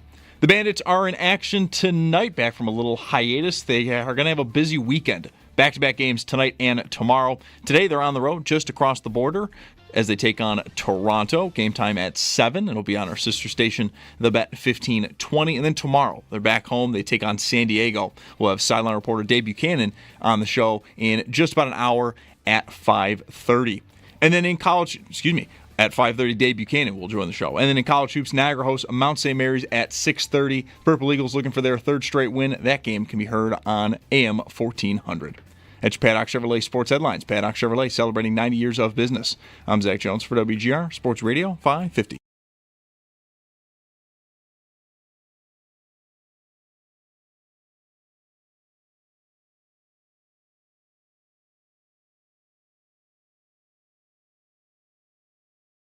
Stay healthy. That's been a problem for him dating back to his time at Utah. Obviously, it was an issue this year with his knee, but I think for this passing offense to become even more dynamic, if he can be somebody over the middle of the field that can beat single coverage, that can beat zone coverage, I do think he has a chance to help take this Bills offense to the next level. But you've got to stay healthy. It's really hard to build an offense around a player that just doesn't play that often. But I'm looking for Dalton Kincaid here in year 3 to make a big leap.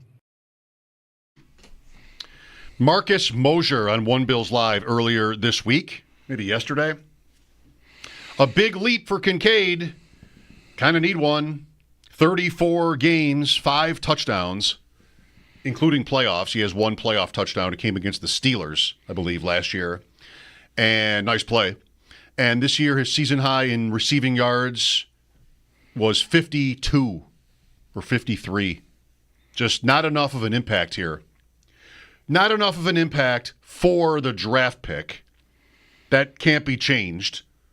But, you'd want to think that there's more juice. Yeah, the skill set looks like it warrants being more of a focal point, I think. And maybe a lot goes into that, that's where having pieces on the outside that can really make it work, can matter a lot to the middle of the field, being exploitable.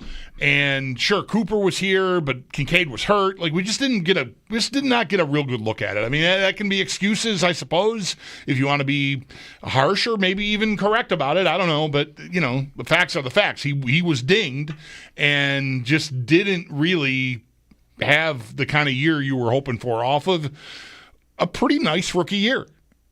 I don't even know. Maybe it was better than fine. The rookie year, I'll go get the numbers. The rookie year was so interesting to look forward to because we played it out all the time how he could have, I forget what numbers we used, but he could have this many catches for this many yards. And at the same time, it would be, okay, I'm not sure it was worth the first round pick. And historically good rookie tight end season. Laporta that year had an actually great rookie tight end season, and then Bowers just went over Laporta. So some of that was always it really just hadn't come yet to the NFL. And also, Kincaid was not going to really play tight end, but he's also going to be mitigated by Knox. So there are all kinds of different variables, and we had those, I thought, interesting conversations. Is this whatever season it was, 65 catches, maybe 800 yards? This would put him, maybe that's close to what it was. No, his rookie year, 73 catches. 73, okay, for 673. That's close enough to the kind of year we were talking about just before the season started. Would that be good? And it was good. 2 touchdowns. Right. But somebody can, I hear it. Somebody can tell you, well, it's one of the best rookie tight end seasons of all time. Okay. But, that's not enough, I think. In this era, the bar is raised. And now the second year was not as good. I mean, he missed time. Second year was I'll stop short of disaster, but I mean it was bad. It was a setback. The catch rate. How often, like, what were his yards per target going to be? Because as a rookie, he caught 80% of his targets, and last year was 58. Yeah, what did you had a stat on, like, inaccurate throws, right? Wasn't Allen missing him? Well, I didn't have a stat, but you saw it a lot. Oh, okay. There probably is one. I thought you had numbers on that. Okay. There is one. Yeah. Catchable passes. Yeah. I think that maybe for a target that saw a certain amount of targets from the quarterback, Kincaid was really, really low on catchable passes. Like, I think Allen missed him a lot. And I think that is proven through data. When you said that the other day, I thought we had numbers on it. But I think I've seen numbers on that, which is why when you said it, I didn't even push back on it at all. I thought, I think that's right. But anyway, it all adds up to we're kind of at, it's not a bankable thing yet at all, far from it. And there's a lot of work to do to get it there. And we'll see if they can find their way to it. But the plan never really got airborne. Even with the rookie year that was as nice as it was. Because really, the rookie year is only nice if it is the step to better. And the better has not come yet at all, obviously. Dustin is next. Hi, Dustin. Hey, guys. How are y'all? Good, man. Good. Hey, I just wanted to get y'all's take on a couple of transactions that I had thought of. I just noticed that Asante Samuel Jr. was going to be a free agent, and obviously I don't know much about him. I know he's a good player, but I don't know why his fifth-year option wasn't picked up. Maybe y'all knew some things that I didn't or we don't out here, but also trading maybe for like a disgruntled receiver like a Garrett Wilson. Now, I don't know much about him as well, but I know he's talented, but his yards per catch isn't very good. I don't know what kind of routes he runs and stuff like that in New York, but I just wanted to get y'all's take on those transactions. Well, I don't really have an opinion on Samuel, but Wilson, it would shock me if the Jets move in new management and let go of that guy. Right. I mean, there's always a price, I guess, or almost always.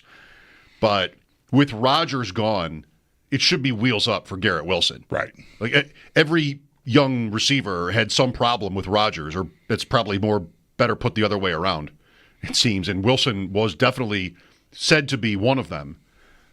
I mean, that guy is good, and they should. How do you rebuild?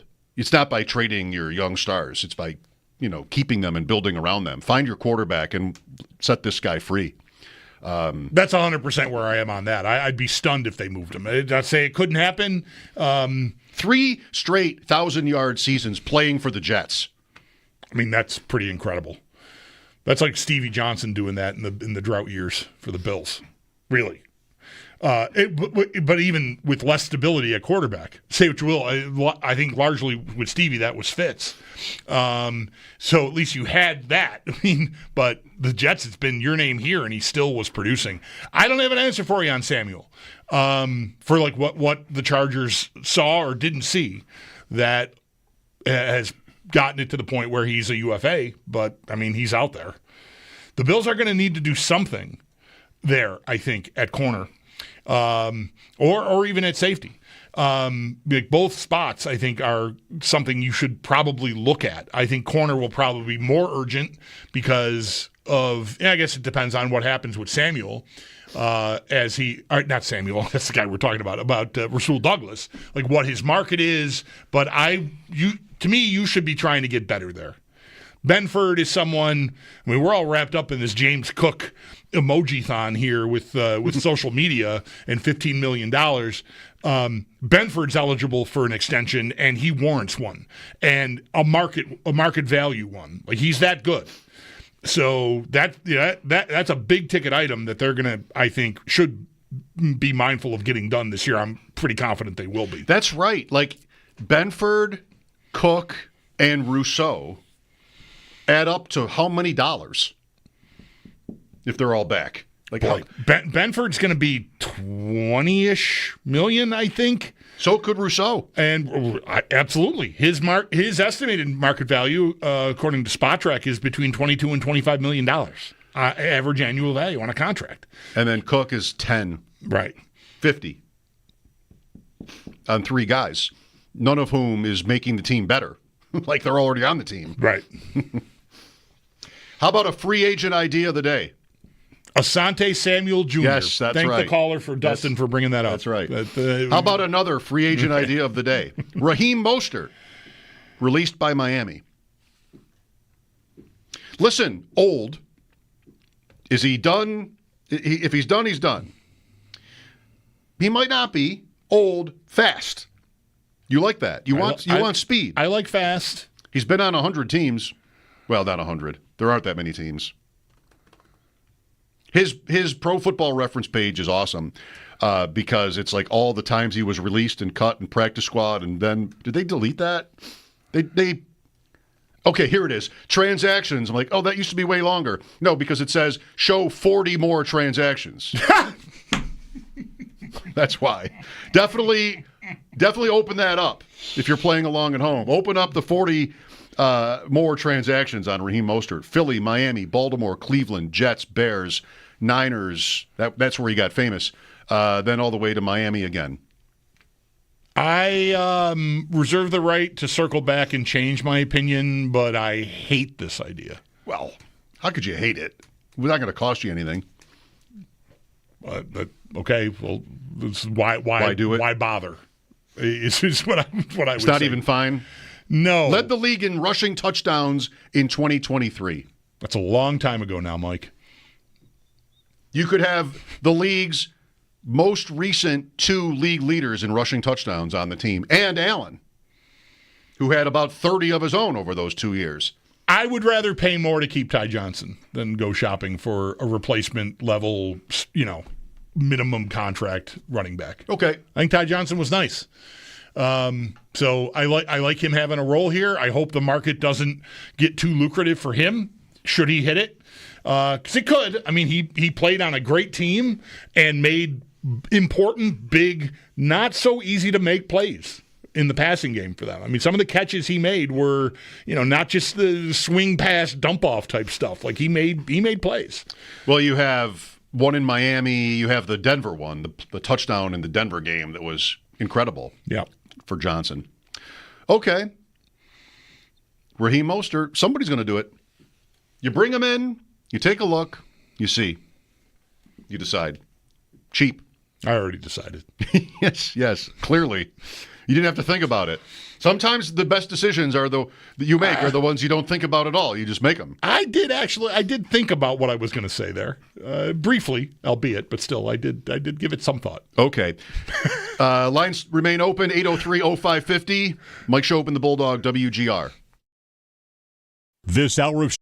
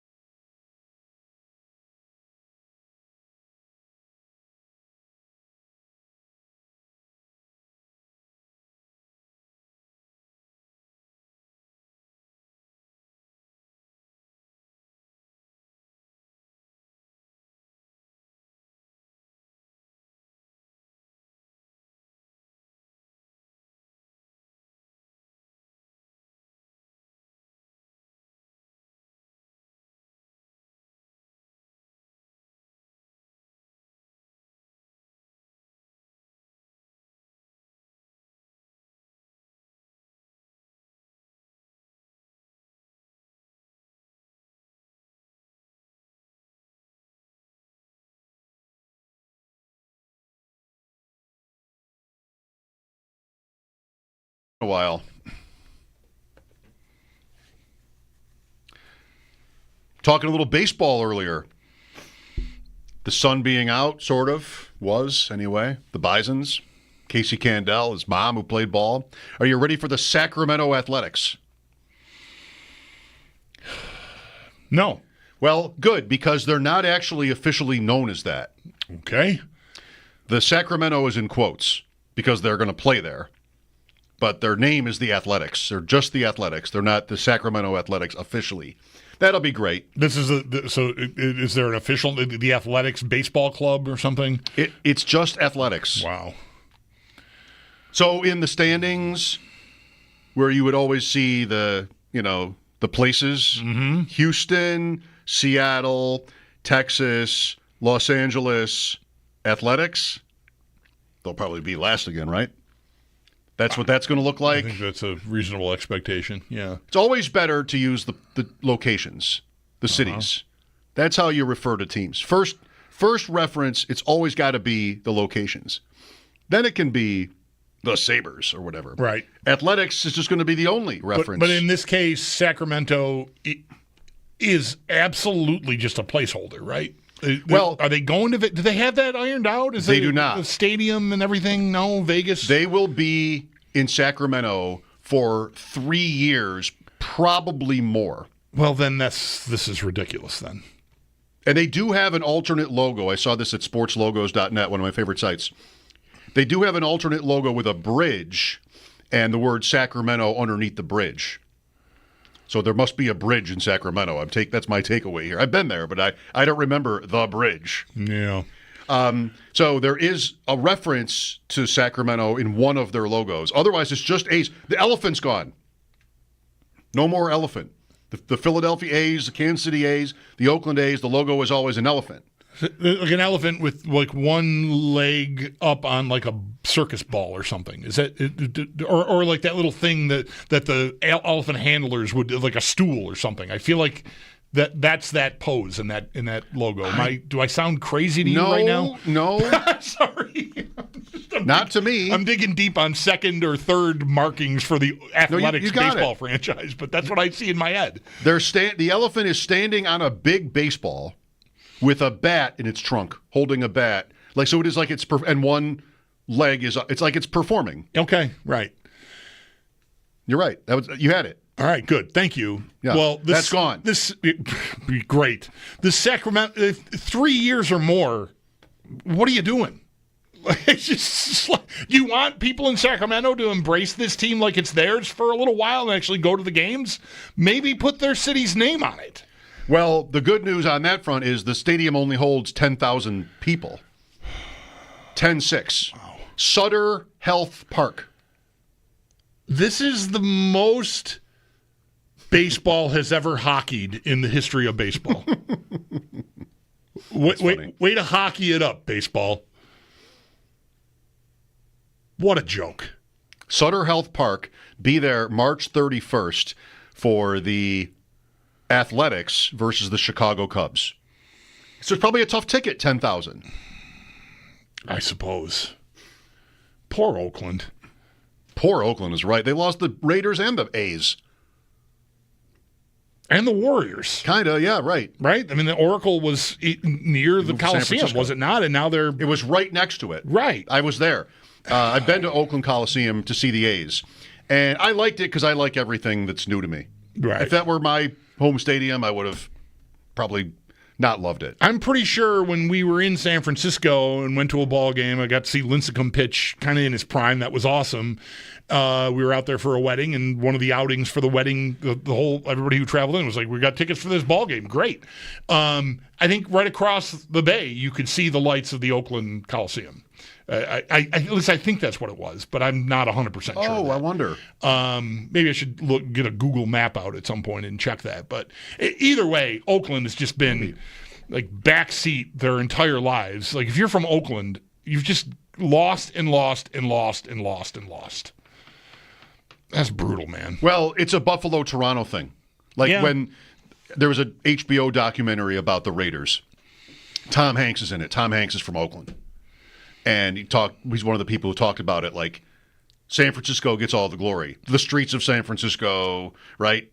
I left my heart in. It's always about San Francisco. Here we are, Rice-A-Roni. Here we are in Oakland, second fiddle, and to win, it's just like that much better. Buffalo, Toronto, when the Sabres, nobody's old enough to remember, but when the Sabres were really good, Toronto was pretty bad, and beating them was like so satisfying because they have all the money and the glory, and then Buffalo just ripped them apart. So it happened? We've had Rice-A-Roni in the house recent enough, but I haven't noticed. Does it still get referred to as the San Francisco treat? I don't know. So if anybody didn't get the reference, back on game shows when they would give away Rice-A-Roni as a consolation prize, the graphic would say the San Francisco treat. Yeah, I don't know. I've not thought about Rice-A-Roni in a decade. But I'm glad to welcome to the show, Rice-A-Roni. 803-0550, James Cook, the hockey games last 2 nights. We've been talking about those topics a lot this week. Would love to hear from you on either as we return. Mike Schopp and the Bulldog, WGR.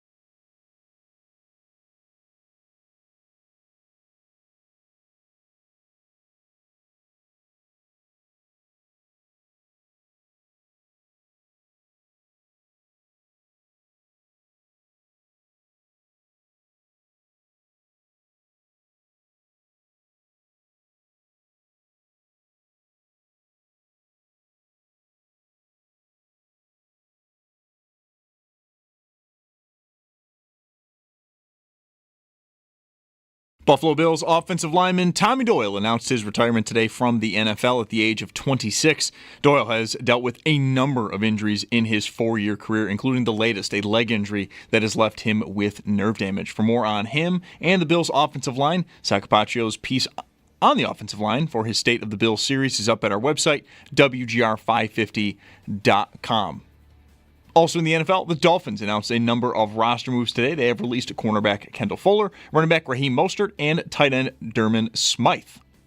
Over in hockey, the Four Nations face-off has the day off as all 4 teams will be playing tomorrow. Finland and Sweden will get the day going at 1 p.m. Then the main event of the afternoon, Canada taking on the United States. Puck drop for that game will be at 8 o'clock.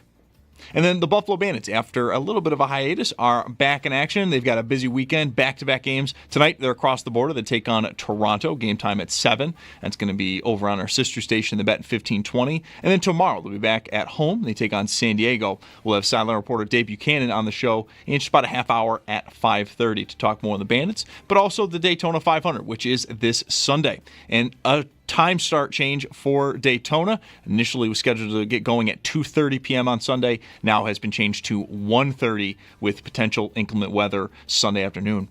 And then in college hoops, Niagara hosts Mount St. Mary's at 6:30 tonight. Purple Eagles looking for their 3rd straight win. That game can be heard on AM 1400. That's your Paddock Chevrolet Sports Update. Paddock Chevrolet celebrating 90 years of business. I'm Zach Jones for WGR Sports Radio 550.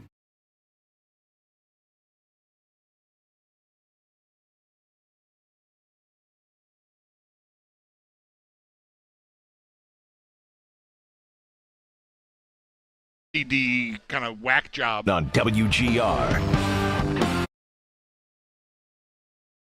Schopp and the Bulldog here.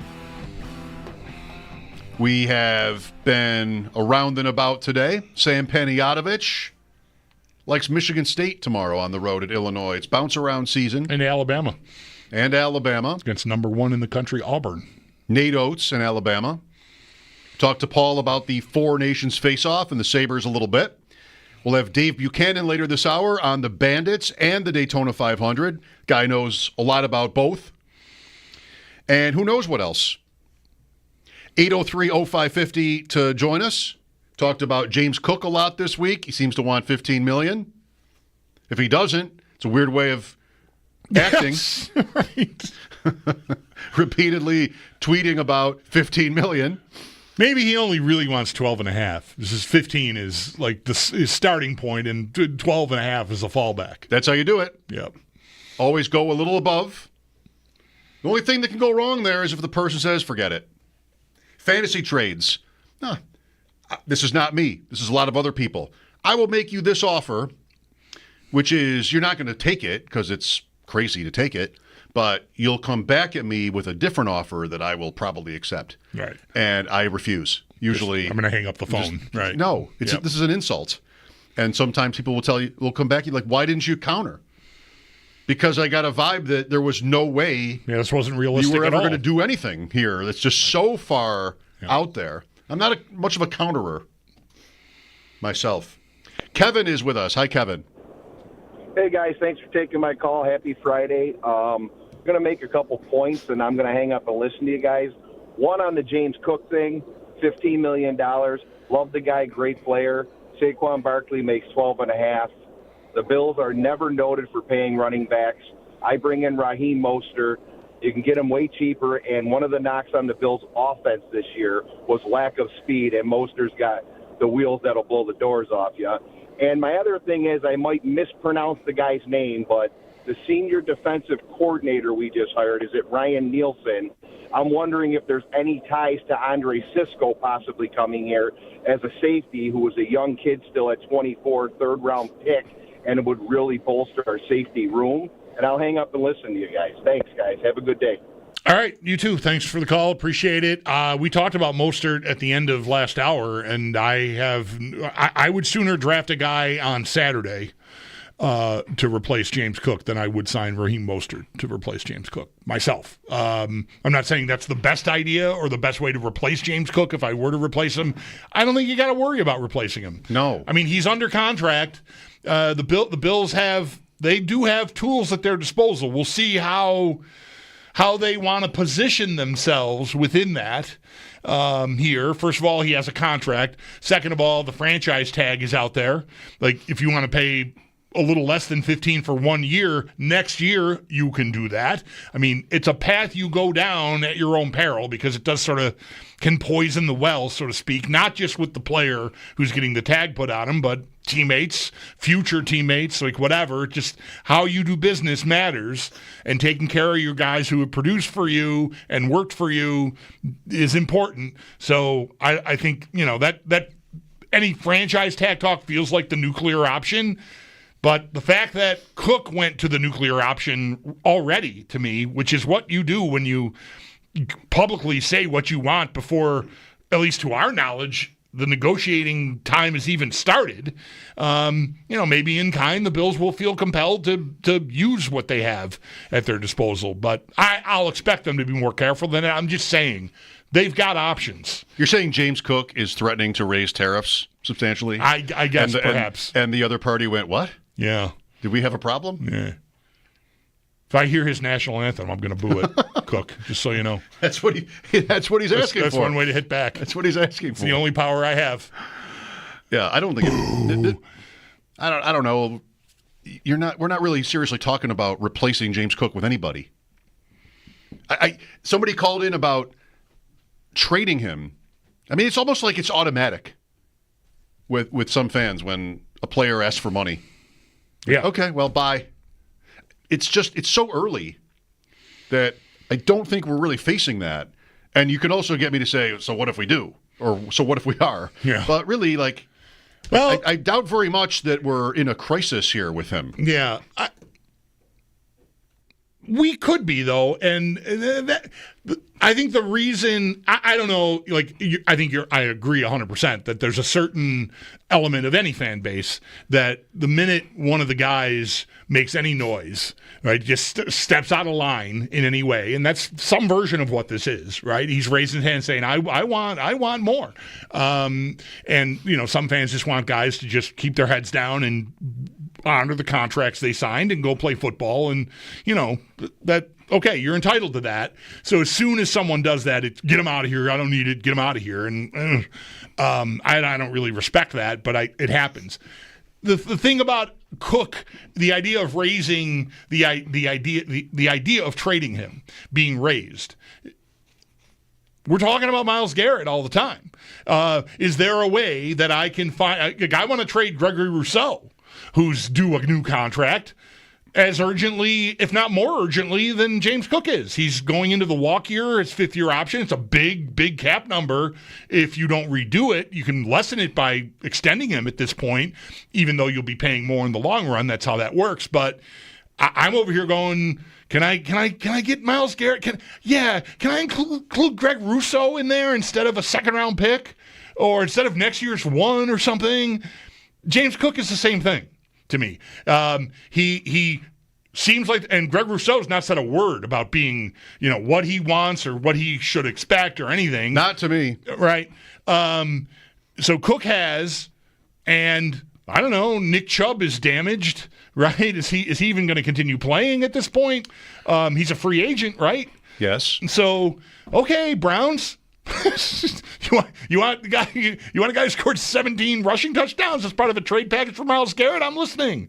Like, that's the only way I justify it. And you could have gotten there without James Cook going on, an emoji-a-thon at all. You could have just looked at the Bills roster and said, who's of value, who's potentially going to be warranting getting paid more than maybe I or the team, more importantly, would be comfortable paying. A running back who just had a career season and is looking for a new contract? Okay. Would the Browns take that instead of some asset I have to give up?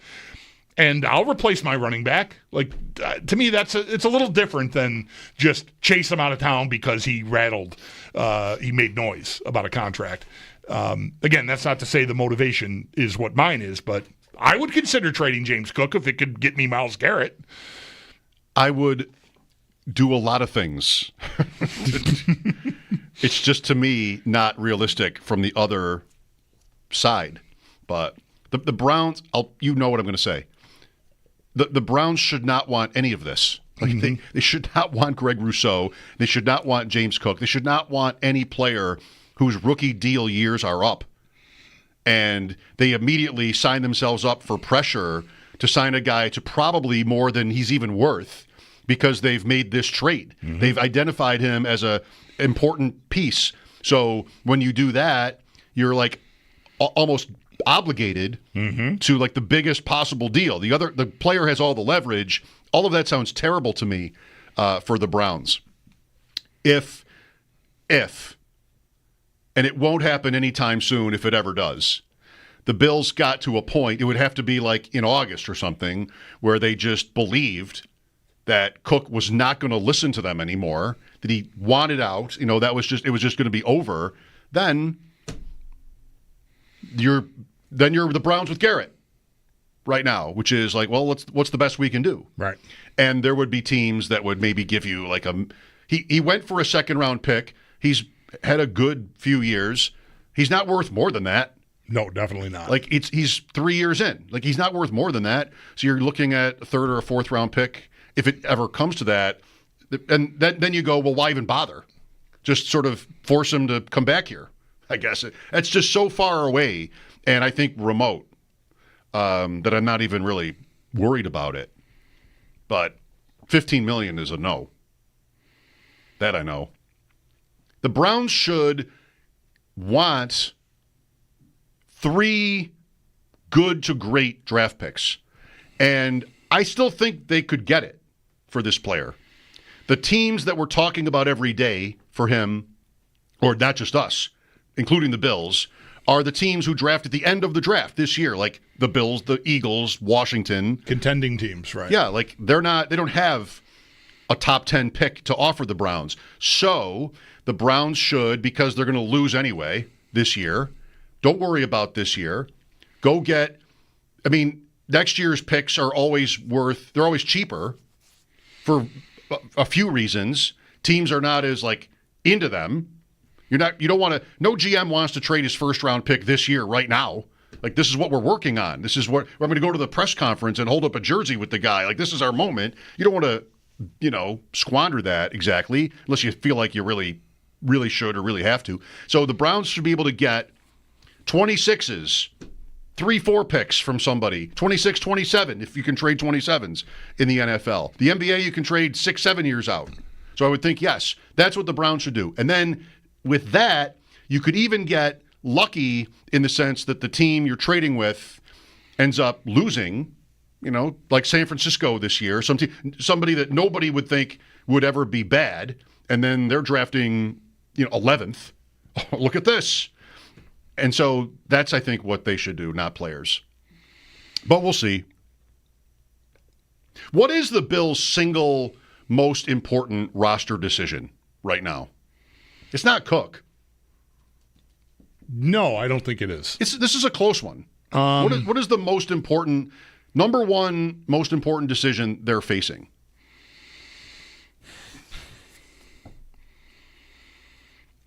I think it's corner opposite Benford. I think as much as like that because that is if Douglas is here, it's a concern. Because I think he dropped off this year. I don't think it was what it was when he first got here. When he first got here, 4 picks and whatever, how many games he played, and it's like, oh well, he was hurt for the playoff game. He'll be back, and that's an extension candidate, right? We talked like that last offseason, off the year he'd had when he got here, and for me, that is almost completely evaporated. I'm not eager. Almost, I don't want to say at any price, but I want to try to get better there. Every place else, even if I can't get Myles Garrett, sure, I need to find more pass rush, and I need to identify and acquire something big to maybe replace Daquan Jones in the middle of the defensive line and fortify that. But like I've got guys right now that are under contract that can do those jobs. If I don't have Rasul Douglas, we're right where the Bills were before they drafted Elam and Benford. And in that case, it was Trey White coming back from injury. But we didn't know. Like, do we have a guy there? they don't have a guy in that spot, right? They've got safeties under contract. They've got linebackers under contract. And they have defensive tackles under contract and edge guys. Again, I want to get better at all those spots. That's why we're talking about Myles Garrett all the time. I think corner is, as we talk it through and go through this process in the late winter and into the spring, I feel like that is going to present itself as a real issue. They don't have an answer there right now. I don't think they have an answer on the roster. It damn sure better not be. I better not at any point during OTAs or into the summer be credibly hearing that they think Elam can do it or something. I mean, I just cannot imagine a scenario where they land there. Well, you might hear that. Okay, I hope it is just BS if I hear it, because I can't imagine that that's a solution. So they got to find somebody, whether that's in the draft or not a top of market free agent, because Benford is going to get that kind of money when he gets his contract extension, ideally this offseason sometime. So I got to find, something in the $5 to $8 million range at corner opposite him. And that is a starting spot on the team that I don't see an answer for on the roster right now. So I think that almost by default becomes the most urgent situation I have. I like it because it's obviously it's a position that really matters. Finding someone who has the versatility to play some different styles, because I'm not even sure how much Benford has been asked to play man and how suitable he is as a candidate to do it.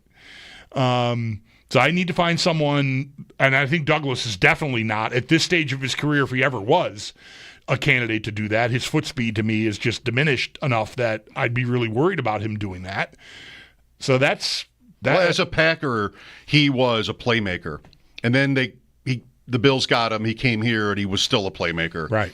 And this year he didn't make one play. No. Like, he didn't have one interception all season. Just kind of like was forgettable this year, Douglas. Yeah. So yeah, I don't know. Maybe they think there are good reasons for that, but given the season and his age, he'll be 30 before the season kicks off. I might think that they're done. They've got big money to spend on other guys who are on the roster already, and they're going to have to be judicious with positions like that. The draft can be your fallback. Maybe at 30 you can draft a starter, or even in round 2, and that happens. It's tough. It's a tough bet to make. Yeah, it is. But what's a better idea? It's like it's a version of the wide receiver thing. At least at receiver, they've got other guys already, and there might not be as much at stake there. Okay, so here's what you want to do. Hear me out. All right? Rousseau, Cook. Okay. All right. Need some picks. Have all any pick you want this year, next year. Hey, Cleveland, you got this Garrett problem. Denzel Ward say he wants out of there if Garrett's not there. Hey, okay, let's turn this into like the Pierre Turgeon Pat LaFontaine trade. All right, let's just get as many assets, actual NFL players currently into the clown car as we can, and let's swap. It sounds like it's realistic as long as you include Allen and Watson. Yeah, good. Then maybe we have an evil Freudian slip. Then maybe we have an even trade. All right, I'd have to get back to you on that. I have to sleep on that. The rights to Trubisky. The rights to. We haven't talked about Travis Kelce's future at all. More growing speculation that he's retiring. Yeah. I sort of feel like at this point it would be surprising if he didn't. Right? I think I'd bet that he does too. Yeah. His brother, I mean, everybody knows with the Kelce's, the podcast is massively lucrative. Taylor Swift, what's left to accomplish? They've won 3 times. I mean, just everything sort of leans one way. And also that Jason Kelce seemed to have had his mind up a year ago after they lost that playoff game to the Bucs. Like, he's crying on the bench, like that this is it. And then time went by, and maybe it wasn't it. Like, maybe he was reconsidering whatever, but then he did retire. And I don't know, like, that was his process, I guess. Time to reflect. Then, okay, yeah, this is really what I need to do. Different guy. Yeah. This is the, who knows? You have to know the guy to really have an educated guess. But the way he was talking on his podcast this week. Just sounded really sad. Like, yeah, maybe that's it for Kelsey. I know I've been drafting Noah Gray, who might not be good, and he might not even be there. But he is there now, and he had his moments. He had 2 touchdowns in the first Bills game. And there will be a void there, obviously, if Kelsey steps aside. Huge. Yeah. We've got Dave Buchanan coming up. So the Bandits play tonight against the Rock in Mississauga. That's the Toronto Rock, where they play their home games closer to us. And because they love us. They want to make it easier for us to make the drive. That's I bet plenty of Bandits fans will make that trip. And they play tomorrow, too? They play at home tomorrow, yeah. I've got the schedule up, but I don't right. have it. Give me a second here, and I will tell you who they play tomorrow. They play tomorrow San Diego at home, 7:30 at the arena. Throw out the record books.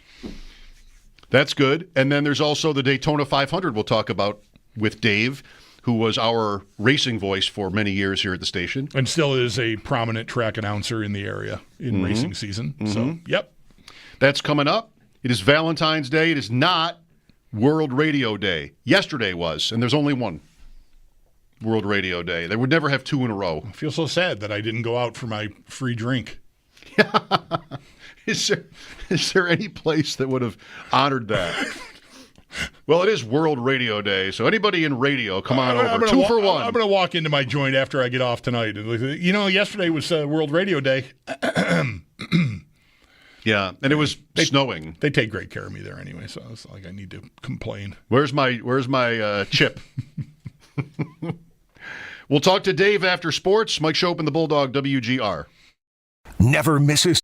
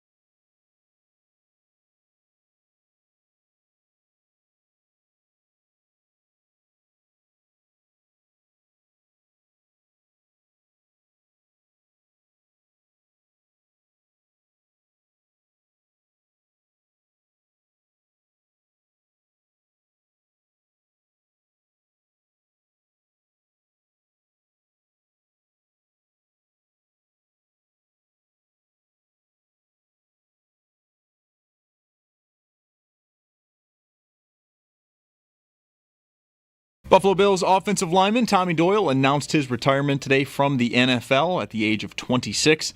Doyle has dealt with a number of injuries in his 4-year career, including the latest, a leg injury that left him with nerve damage. For more on him and the Bills offensive line, Sal Capaccio has more with the State of the Bills series up at our website, WGR550.com. The Four Nations has off today, as all four teams will be playing tomorrow. Finland and Sweden will get things going at 1 p.m. And then the main event of the day, Canada takes on the United States, puck drop at 8. And then the Bandits, they are also in action today after a little bit of a hiatus. They've got a long weekend, back-to-back today and tomorrow. Tonight, they're just across the border. They take on Toronto, game time at 7. That's going to be on our sister station. They'll bet 15-20. And then tomorrow, they're back at home. They'll take on San Diego. Stay tuned. Coming up next, Sideline reporter Dave Buchanan will join the show. And not only to talk about the Bandits, but also the Daytona 500 this Sunday. Start time, though, has been changed from 2:30 to 1:30 with the potential of inclement weather. And then in college hoops, Niagara hosts Mount St. Mary's at 6:30. Purple Eagles looking for their third straight win. That game can be heard on AM 1400. It's your Paddock Chevrolet Sports Headlines. Paddock Chevrolet celebrating 90 years of business. I'm Zach Jones for WGR Sports Radio 550.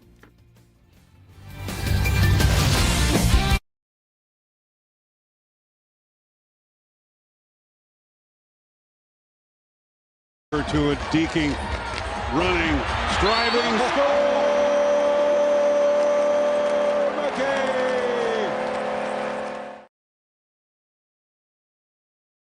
John Gertler and the Bandits. We have Dave Buchanan coming up shortly. We don't have him yet, or we do? We do not. Dave? He tweeted about it. 5:30. Where is he? I put him on the board and everything. I should take a picture and send it to Dave. He knows. I felt so good having the writing that up there the other day when we set it up, just because his name was on the board for years because he hosted the racing show in season. In fact, that would have, I think, started this Sunday back in the days when we carried Fast Track was the name of that show. Kickstands Up was not the racing show. Dave had his name on the board for a long time, but it was back up there in all its glory today. There he is. Dave, how you been? Mike, BD, good to talk to you guys again. How are you? Pretty good. You are the only person I know, I really think, that calls me BD, and I love it. You got to love it. I wouldn't have remembered it until you just said it, and I love how it sounds, Dave. Nice to talk to you, buddy. Good to catch up with you guys. Let's start with lacrosse. The Bandits are in Mississauga tonight to play Toronto because that's how that goes. Two-time defending champions and undefeated. Is it as good as it sounds for them right now? Is it maybe, does that pretty much tell the story? It does, Mike. They're the same team that hoisted the cup last May. You know, they didn't lose too many pieces, and they've come out in full force. Granted, they've only played 6 games this year, while most of the league is, played 8 or 10. And this is where things get interesting. The Bandits tonight start on a string of 10 weeks of games, and they're going to play 12 games in those 10 weeks. So the test starts this weekend with back-to-back matchups. So we'll see. But so far, so good. And during the first third of the season, they have lived up to the hype on offense, defense, and goaltending. I was looking at the standings, and through just 6 games here, 6-0 record, like we've already said, their goal differential is I think plus 39 is what I saw, which is a pretty hardy average. I mean, I suppose you can tell us that could skew just from a couple of blowouts, but still, in that sport, that feels like a pretty significant winning margin. Yeah, especially in their first 3 games of the season. They really beat up on their opponents during the first 3 games. The second 3 games they've played have been a little bit closer, but still, they've piled up 18, 19, 16 goals this season. The offense is clicking. I mean, Dane Smith is averaging 10, 11 points a game. Josh Byrne is averaging almost 10 points a game. They're just right now on a phenomenal pace, and I hope they can keep it up here over this next stretch. How common is it for year over year for a team like in that league to keep the band relatively together, like you let off with here, that they're pretty much the same team as they were last year that won the championship?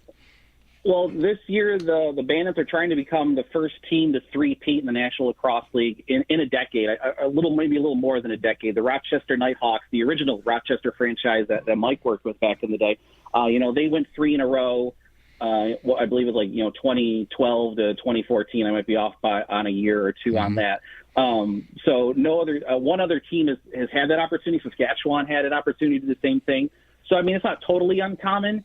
But even going back further for the Bandits, they've won the last 3 championships. On top of that, they've been to the finals, the last 4 or 5 seasons overall. They had the loss against Calgary in 2019, then there was the pandemic break, and then the loss to Colorado, and then the 2 straight finals. So they've been to the championship 4 seasons in a row, and then a couple seasons before that too. So they've built such a strong franchise here over the last 7-8 seasons.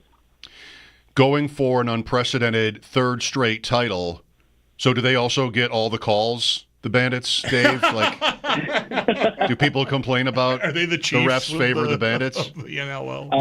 Well, if you've watched the last couple of games, I don't think you'd agree with that. And I think if you ask John Tavares that, he definitely would not agree with that. There's been some rough nights from the refs this season. It was only in the playoffs, though, and they're at home, so that's really where you need it, and that's where where you get it. What is, generally speaking, and maybe Smith and Byrne have reasons to be exceptions in this, what is the age cliff in this sport? So you've got 2 guys here who play, Dave, right? They kind of play year-round. I've seen them in the outdoor league. I don't know if Smith still does or where that stands.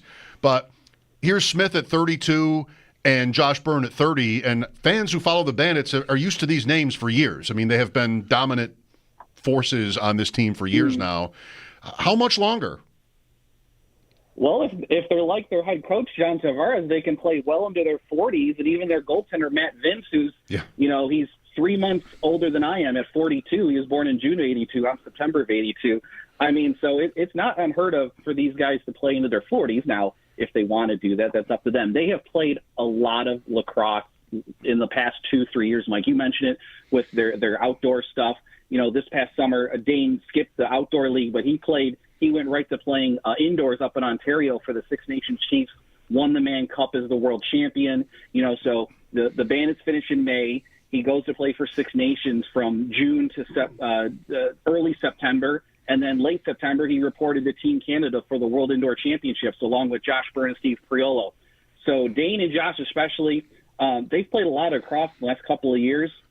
So does maybe that shorten the back end of their career? I don't know. But really, they could go as long as they want, as we've seen with some other players in the league. What are we in for this weekend? Like how you mentioned the back-to-backs, and they've had a lighter schedule relative to the league to this point, Dave. How challenging is the back-to-back, first of all, and then what about these opponents, Toronto tonight in Mississauga and then San Diego at KeyBank Center tomorrow? Well, obviously, the lucky thing for this Bandits back-to-back is there's not a whole lot of travel involved, right? Mike mentioned they're in Mississauga tonight. I can't remember. I don't think the team's staying over in Mississauga tonight. I think they're all driving back tonight so they can be at the arena first thing tomorrow morning for practice. So, no plane flights. Yeah, a little bit of a drive, but it's not like when we drove home after Game 1 of the finals against Albany for 4 hours and they got in at 3 a.m. and then had to be and we're back on the floor 6 hours later during the finals. So you got that. But you're going against 2 really good teams despite what their records are. Toronto and San Diego, they've underperformed this year, but they've got a whole lot of talent. Plus, Toronto, the first time Buffalo played them, they didn't have Tom Schreiber. They didn't have their face-off specialist, T.D. Erlin. They didn't have Latrell Harris. So this will be a much improved Toronto roster. But, of course, Buffalo's had the rock number, especially since play resumed after the pandemic. They've been undefeated in, their last 10, 12 meetings against Toronto. So it'll be this is the best rivalry in all of the NLL. There's going to probably be some scraps. We saw the big fight with Zach Belter and Elijah Gash here in Buffalo, and I'm sure there'll be round 2 with either them or guys like Nick Weiss and Billy Hostrauser. It'll be a very spirited affair coming up at 7 o'clock tonight in Mississauga. And then you take on a San Diego team tomorrow who's in town. I talked to their coach earlier this week. He asked me where they could go to watch the game tonight. So they're here in town looking for a place to watch the game. They've got a load of talent. They just beat Toronto last week with a great last-minute come-from-behind win on goals from 2 of their best players, Rob Hellier and Wes Berg. They've got Ryan Benesh, who's 40 years old, by the way, used to play for the Bandits. They've got a really good offense, good, strong young defense, and a good young goaltender, Chris Riglieri. So these would be two tough tests for the Bandits. But really, I think the only thing that can beat the Bandits right now is themselves. And they've found themselves in penalty trouble at times this year. So I think they need to improve with their special teams, not only shorthanded, but they need to score a few more power play goals, in my opinion, as well, too. So I think that's going to be the biggest thing, especially tonight against Toronto, because of the rivalry of that matchup. Buffalo can get hot-headed and maybe take a few extra penalties because of it. So they need to just stay out of the box this weekend, and I think it's not a stretch for them to come away from this weekend 2-0. Forgive me if I should know this. How well does the Bandits fan base travel? Like, will there be would tickets be available? Like, will there be a significant crowd of Bandits fans making this trip to Mississauga tonight? Oh yeah, definitely. You'll see plenty of orange if you watch the broadcast on CW23, ESPN Plus, or even if you listen to John Gertler tonight, hearing it on the radio. There'll definitely be plenty of Bandit fans in the crowd. They do travel very well. I mean, the game against Rochester earlier this year, I think the building was 50-50. There are some real diehards that literally will go everywhere. They'll go to Calgary. They'll go to Saskatchewan. They'll go to Colorado. So, yeah, there'll be quite a few Bandit fans in Mississauga tonight. You said Schreiber is in for Toronto, so his PLL team, Utah, is one of the teams competing, and they call it the Sixes, which is an indoor tournament outside of it's cool, outside of the PLL season. He's one of the best in the league for many years. And Connor Fields, I think, is also on Utah. I get mixed up. My son knows, but you're right. And so is Bandits defenseman Cam Wires. He's also on that Archers team. Okay, yeah, that's won the last 2 PLL titles. Fields from Timon, and so but Schreiber is not there. A lot of those guys, like that play both, are not at the Sixes because it's sort of separate from the regular season. So that's interesting. Okay. All right, Dave, how about Sunday afternoon? I mean, it's a little alarming to learn today that they moved the race up only an hour because of weather. What happened to the good old 12:30 start times? I remember, like, when I started making fried bologna sandwiches every year for the Daytona 500, it was lunchtime, and it's turned into dinner over the years because the race starts later and later in the afternoon.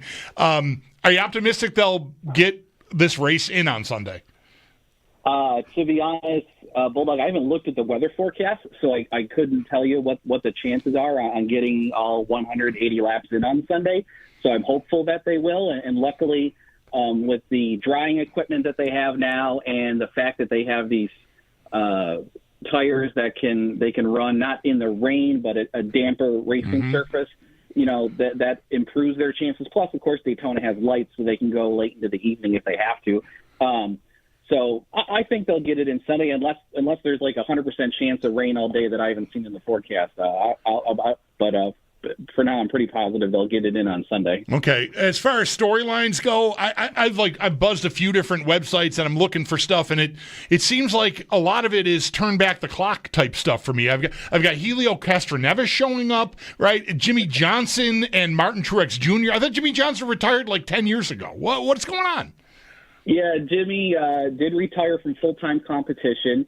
He now is the main owner of the team that used to be Richard Petty Enterprises. It's now called Legacy Motor Club, and actually Richard Petty just sold his share of the club, so Jimmy Johnson's the main team owner for this Legacy Motor Club. So he'll drive a car for that team in the race on Sunday. One of the handful of starts he still does now and then. Same with Martin Truex. This is just a one-off deal for Tricon Garage in the 56, just because he likes running at Daytona. And Helio Castroneves, that's a new deal. He's driving for Team Trackhouse Racing, and he crashed out of the qualifying race last night, but because of this new provisional NASCAR has added, he'll still get to race on Sunday. The funny thing is, Elio is also running Saturday afternoon in the ARCA Series race that you can watch in FS1, and he is going to start in the same row as Andy Jankowiak from Tonawanda in that ARCA race on Saturday. So you've got a 4-time Indy 500 winner, and you've got a guy that delivers pizza for Bob and John's on Hurdle Avenue starting in the same row in the ARCA race tomorrow at Daytona. Wow. We should have led with that. Do you have a pick to win? I can never look past the defending champ, Joey Logano, the defending champ of the Cup Series, that is. Joey does so well. but I saw Bubba Wallace drove a heck of a qualifying race last night, so he'll be one to watch. And William Byron won this race last year. I think I saw Bubba was like plus 2,600, by the way. So if you're in on that, right. And William Byron's plus 1,700. So I mean, there's those are three guys I would be looking at for Sunday. Those are probably three of my favorites for the race, and Denny Hamlin as well. Denny's won this race 3 times. Still looking for a first series championship, but has won the Daytona 500 before. Dave, I assume you're on the broadcast tonight? No, John Gertler is solo tonight in Toronto, but we will be at the KeyBank Center tomorrow night. John and Steve Berman will be up in the press box, and I'll be between the benches tomorrow night against San Diego. Okay, sorry about that. Look forward to 7:30 tomorrow night here on WGR. Thanks, Dave. Great to talk to you guys as always. Have a good one. You too. Likewise. Always been a guy like you feel like you could ask him anything and he would know it. He's going to know it. Yep. Except the forecast. You can't blame that. I mean, that's weather. How's he supposed to know that? I guess He's just going to know it. No. Yep. The Sixes are fun. So it's, again, like there's the box season, and that's Buffalo. They take the top 4 teams from the PLL, and I'm sure they get rewarded, the players, the teams. They throw them in an indoor tournament outside of Washington. My son and I went 2 years ago to the whole thing, every game of the tournament. And now new this year is a women's league. So ESPN Plus also has the Bandits game and TSN as well. So lots of places to find lacrosse. Then tomorrow will probably be a full college schedule, which we also like. Syracuse is good again. You're into that, I know. Good for them. Canisius, basketball program's in real trouble, so it's a good thing lacrosse is picking it up. Yeah. All right, love the sport. Thanks again, Dave. 803-0550. We continue. Mike Schopp and the Bulldog, WGR. More of Schopp and the Bulldog.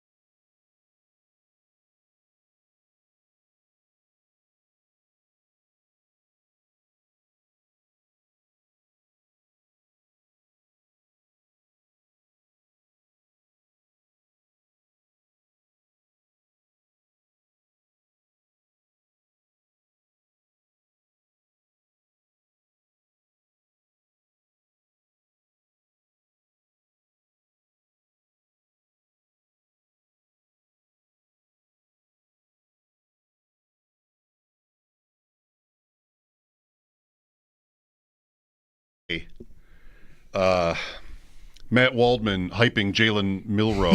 Yeah! Let's go. Ball placement, athleticism, beating corners to the edge. Oh, I watched it all, baby. You know who he compared him to in one tweet? Dalvin Cook. Dalvin Cook as a runner. Okay, all like right. Some about his angles as he runs at 21 miles an hour. Well, we have a bet. Really?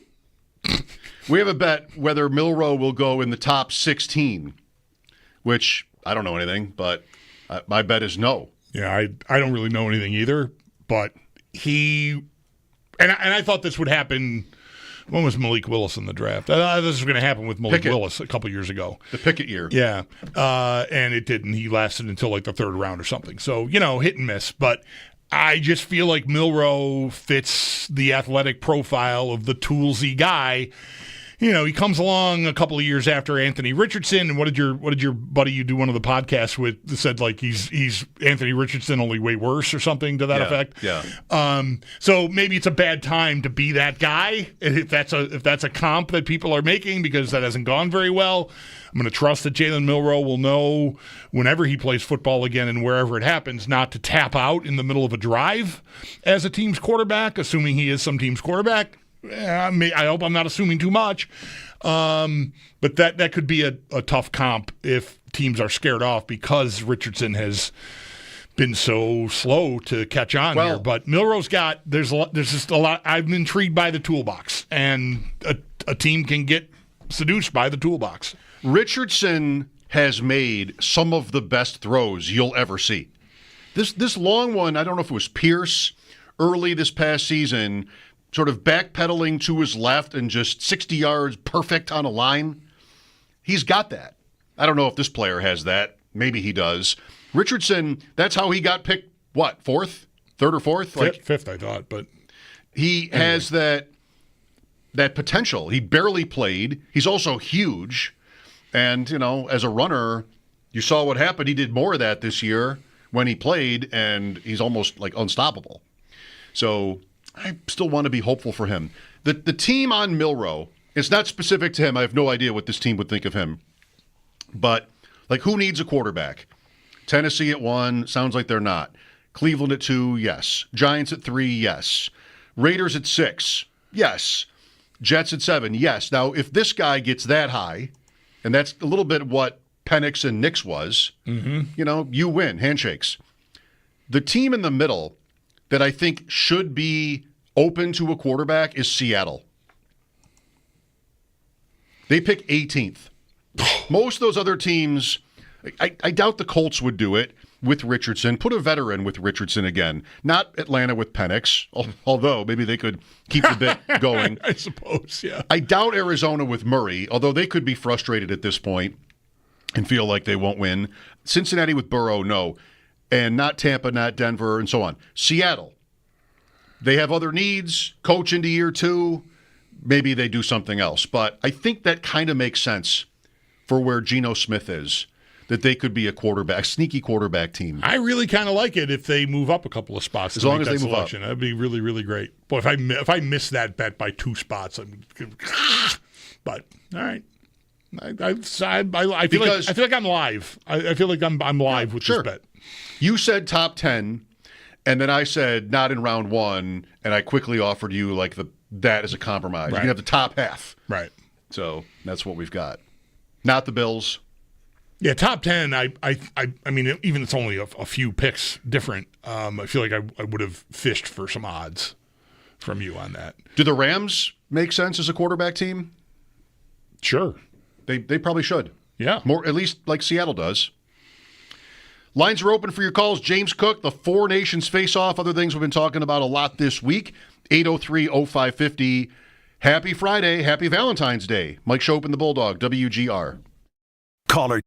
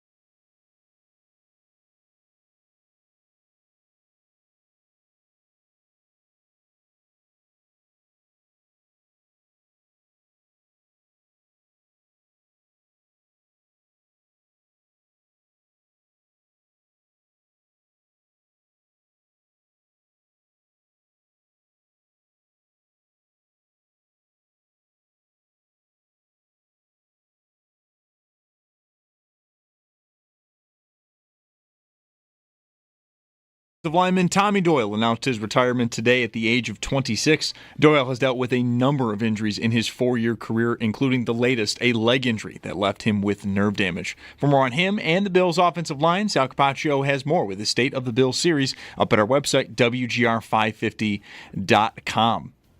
The Miami Dolphins announced a number of roster moves today. They have released 3 players, cornerback Kendall Fuller, running back Raheem Mostert, and tight end Durham Smythe. The Bandits are back in action today after a little bit of a time-off period for them. They'll have a back-to-back starting tonight. They're just over the border, take on Toronto, game time at 7, and that'll be on our sister station, The Bet, 1520. And then tomorrow at 7:30, they're back at home. They take on San Diego. And then in college hoops, Niagara hosts Mount St. Mary's, 6:30 tip-off. The Purple Eagles looking for their 3rd straight win. That game can be heard on AM 1400. That's your Paddock Chevrolet Sports Update. Paddock Chevrolet celebrating 90 years of business. I'm Zach Jones for WGR Sports Radio 550.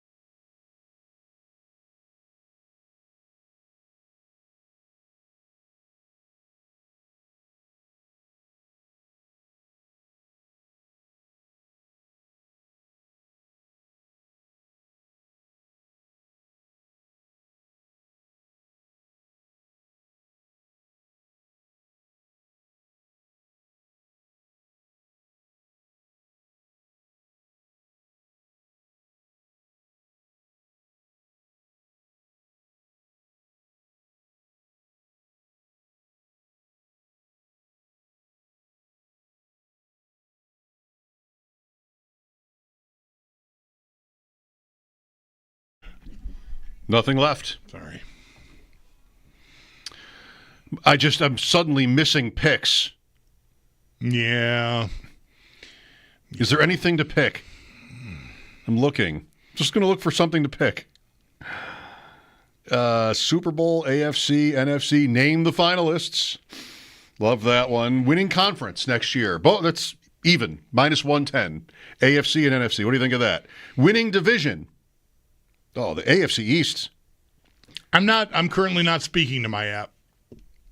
I'm mad at my app because I thought maybe, if I act quickly enough. I mean, the mighty Dave Buchanan was just on mentioning the odds for Bubba Wallace off of his tremendous performance in last night's twin qualifying races as plus 2,600 to win the Daytona 500 on Sunday. Like, I got to get in on this before word gets out that Bukes is championing that idea. Yes, because it's gonna affect the odds, and I cannot find the Daytona 500 on my gambling app. And like, what the hell is that? The race is Sunday. They moved it up even. I mean, time's wasting here. I'm very upset about that. But is there a DK tires or something? No. But upcoming races was a play. I did, and I'm back to Tampa with Sammy P. Again, I don't need horses. I'm looking for 800 horsepower motor cars here. Let's go. Maybe they're not a sponsor. I don't know, man. They have. I have won money betting on NASCAR on my my app by being really smart, by knowing who will win. But yes, correctly predicting who will win. So I don't see it on DraftKings. I don't know what is going on there. Is this? Did I miss a memo? Has this been outlawed? Like, what is happening? MGM has it. Okay. Who do you want? Tell me what Bubba is. 22. See? Dave said 26. He moved the line. It's already happening. Dave Buchanan moved the line. Jimmy Johnson is 10,000. Yeah. That's not happening. He has the experience. Well, that's right. Yeah. The favorites are Ryan Blaney and Kyle Busch. Kyle Busch. I meant to bring up Kyle Busch while we're talking to Bukes. I don't think Kyle Busch has ever won that race. I don't know that he's never won at Daytona. Maybe he's won like the July race or something there. But I do not believe he's ever won the 500. And his career he's had a great career, but that's like Earnhardt, near the end of his career, hadn't 20 years of trying, he finally won it, and then tragically a few years after that passed away in an accident at the track. So I like Kyle Busch as an idea. I remember watching that. Ugh. You wouldn't forget it, right? Earnhart? No. It was, yeah. Like 98, 99? I cannot. I should know the year, but I don't. I'm sorry. Maybe 2000. I was way more into it than I am now. Like I'm very. I don't know how much this came through while we were talking to Dave, but I mean I can't tell you hardly the first thing. I mean I think I know who the manufacturers of the cars are, and I know some of the names of the drivers. But this was your day for a while. Yeah, it's still traditions die hard with me. I'm gonna do the thing, although I am. John Gale and I are spending tomorrow together, and usually he's a part of this fried bologna thing for the Daytona 500. So I don't know if he's going to make the trip over 2 days in a row. This is some version of your invite, John. If you're listening, whatever, we'll talk tomorrow. But I still do like to do it, but I'm just not as into it as I used to be. But back then, way into it, and into it enough to know that watching that, I mean, when that happened, it was in the moment, you're used to seeing accidents, but I remember it escalating for me emotionally. I wasn't, a huge Dale Earnhardt fan, but I recognized certainly his importance within the sport. He's a legend, right? So the accident happens, and the first driver that I saw get talked to by a reporter was Kenny Schrader. And I just remember the look on his face and the way he talked. He was like 1,000-yard stare, just blank. And I think my wife was maybe sitting. I turned to her. I said, like, this is bad. Like, that guy is shook hard right now because he was involved in the accident, so he was there. And I think as years went by, or maybe even shortly after, you learned that he maybe saw inside the car, and it was obviously very, very tough. It was, man, that was tough. I was working with Kevin Sylvester then, he came back here. Kevin and I worked together at WBEN for a while. He left to go to Charlotte Motorsports hub, and was back, and we were working mornings together. And I mean, that was just a wall-to-wall day of just talking to fans about what had happened. Awful. Yeah. Doesn't even begin. Terrible. What is the state of NASCAR? That's a question. Let me call Dave. I don't know. F1. I'm just one moved dude. in. Yeah. I think Netflix. Yeah. And I had that came and went for me. That's over? Yeah, I don't. Kind for me too. Verstappen won every race. It's not always like this, but it feels very much like my experience with it. This is very much this is like I only got to watch the last 2 minutes of an NBA game, see the start of the race, and if nothing mechanically goes wrong. Yeah, you're the guy who had the lead at turn one. He's heavily the betting favorite from here to the end, even though the race is going to take 90 minutes or 2 hours, whatever it's going to take. You get to that first corner in first place, you're probably in great shape, provided your pit crew doesn't screw up and you don't drive over a piece of someone else's car that didn't get removed from the track. And that takes a lot of it out of it for me, But the spectacle of it, I'd still very much like to go to see an F1 race in person. Canada. I think, Montreal, Austin, Miami, like it's available, Vegas.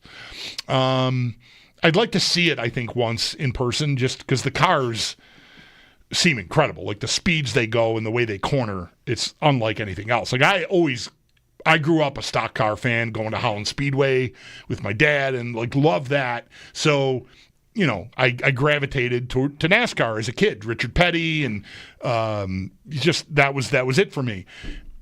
The one time I went to a big race was in Vegas, the inaugural Vegas 400, which was in 1998. It was a brand new facility, and they had booked an IndyCar race for like later that season or something. And because this race was in, I think, February or early March, because it was like the second or third race after Daytona, this race I went to.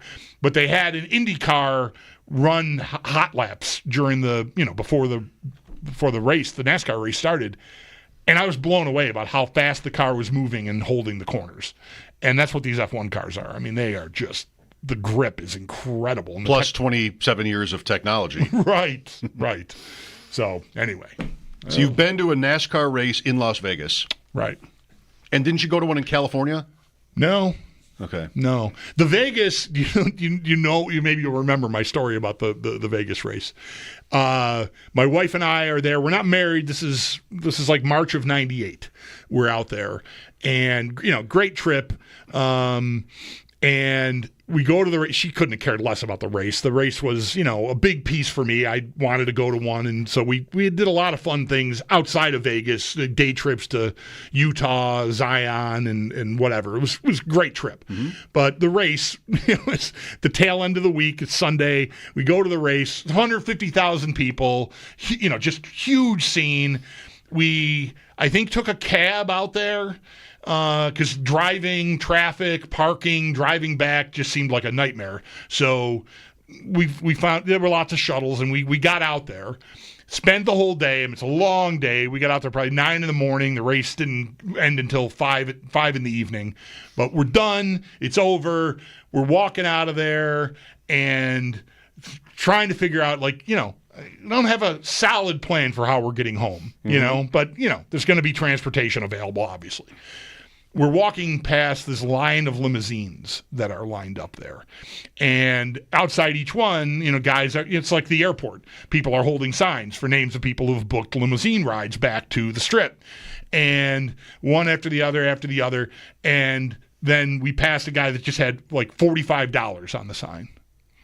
And we walked past him and I said, "Did you see that?" She said, "Well, I think that guy just was holding a sign." I said, $45.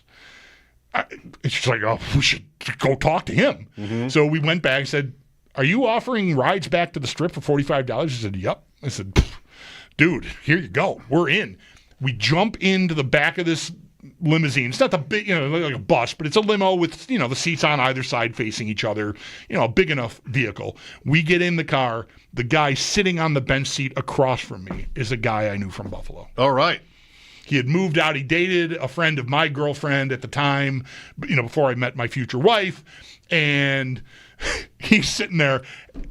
I get in. He goes, "Come on." I go, "This guy," and one of my favorite parts of the story, this guy was known as Dave the Card, because he dressed up as a Pat Borders baseball card for Halloween one year. All right. It gets better. Yeah.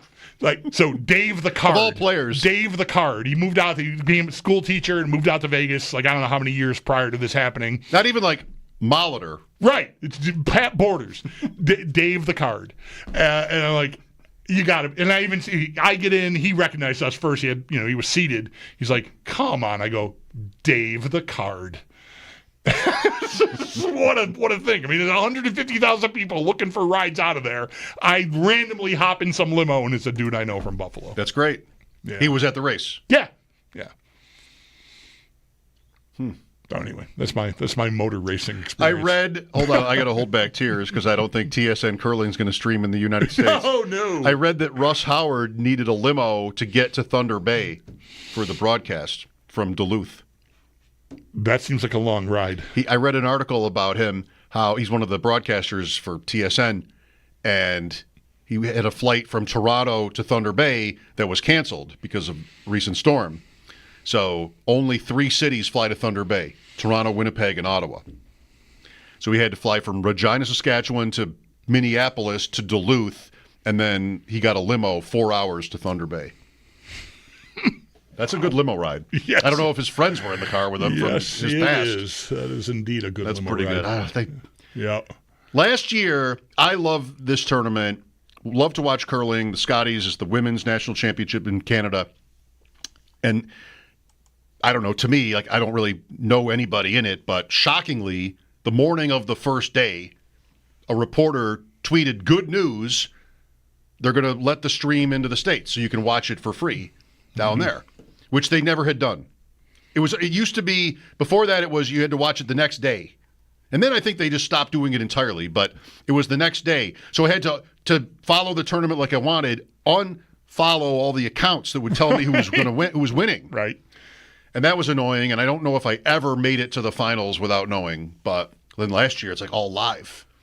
I'm waiting for that all day today. The first thing I thought of this morning was, are we going to be able to watch it for, in the States live? And nobody has said yes yet. When does it 7 begin? Okay. McCarville at home. Rachel Homan on the ice tonight. All the big names. I got spoiled. The Grand Slams, a new guy who's a listener of ours, by the way, apparently, bought the Grand Slam thing, all the tournaments, put them up every match, every session live on a site called Home Team.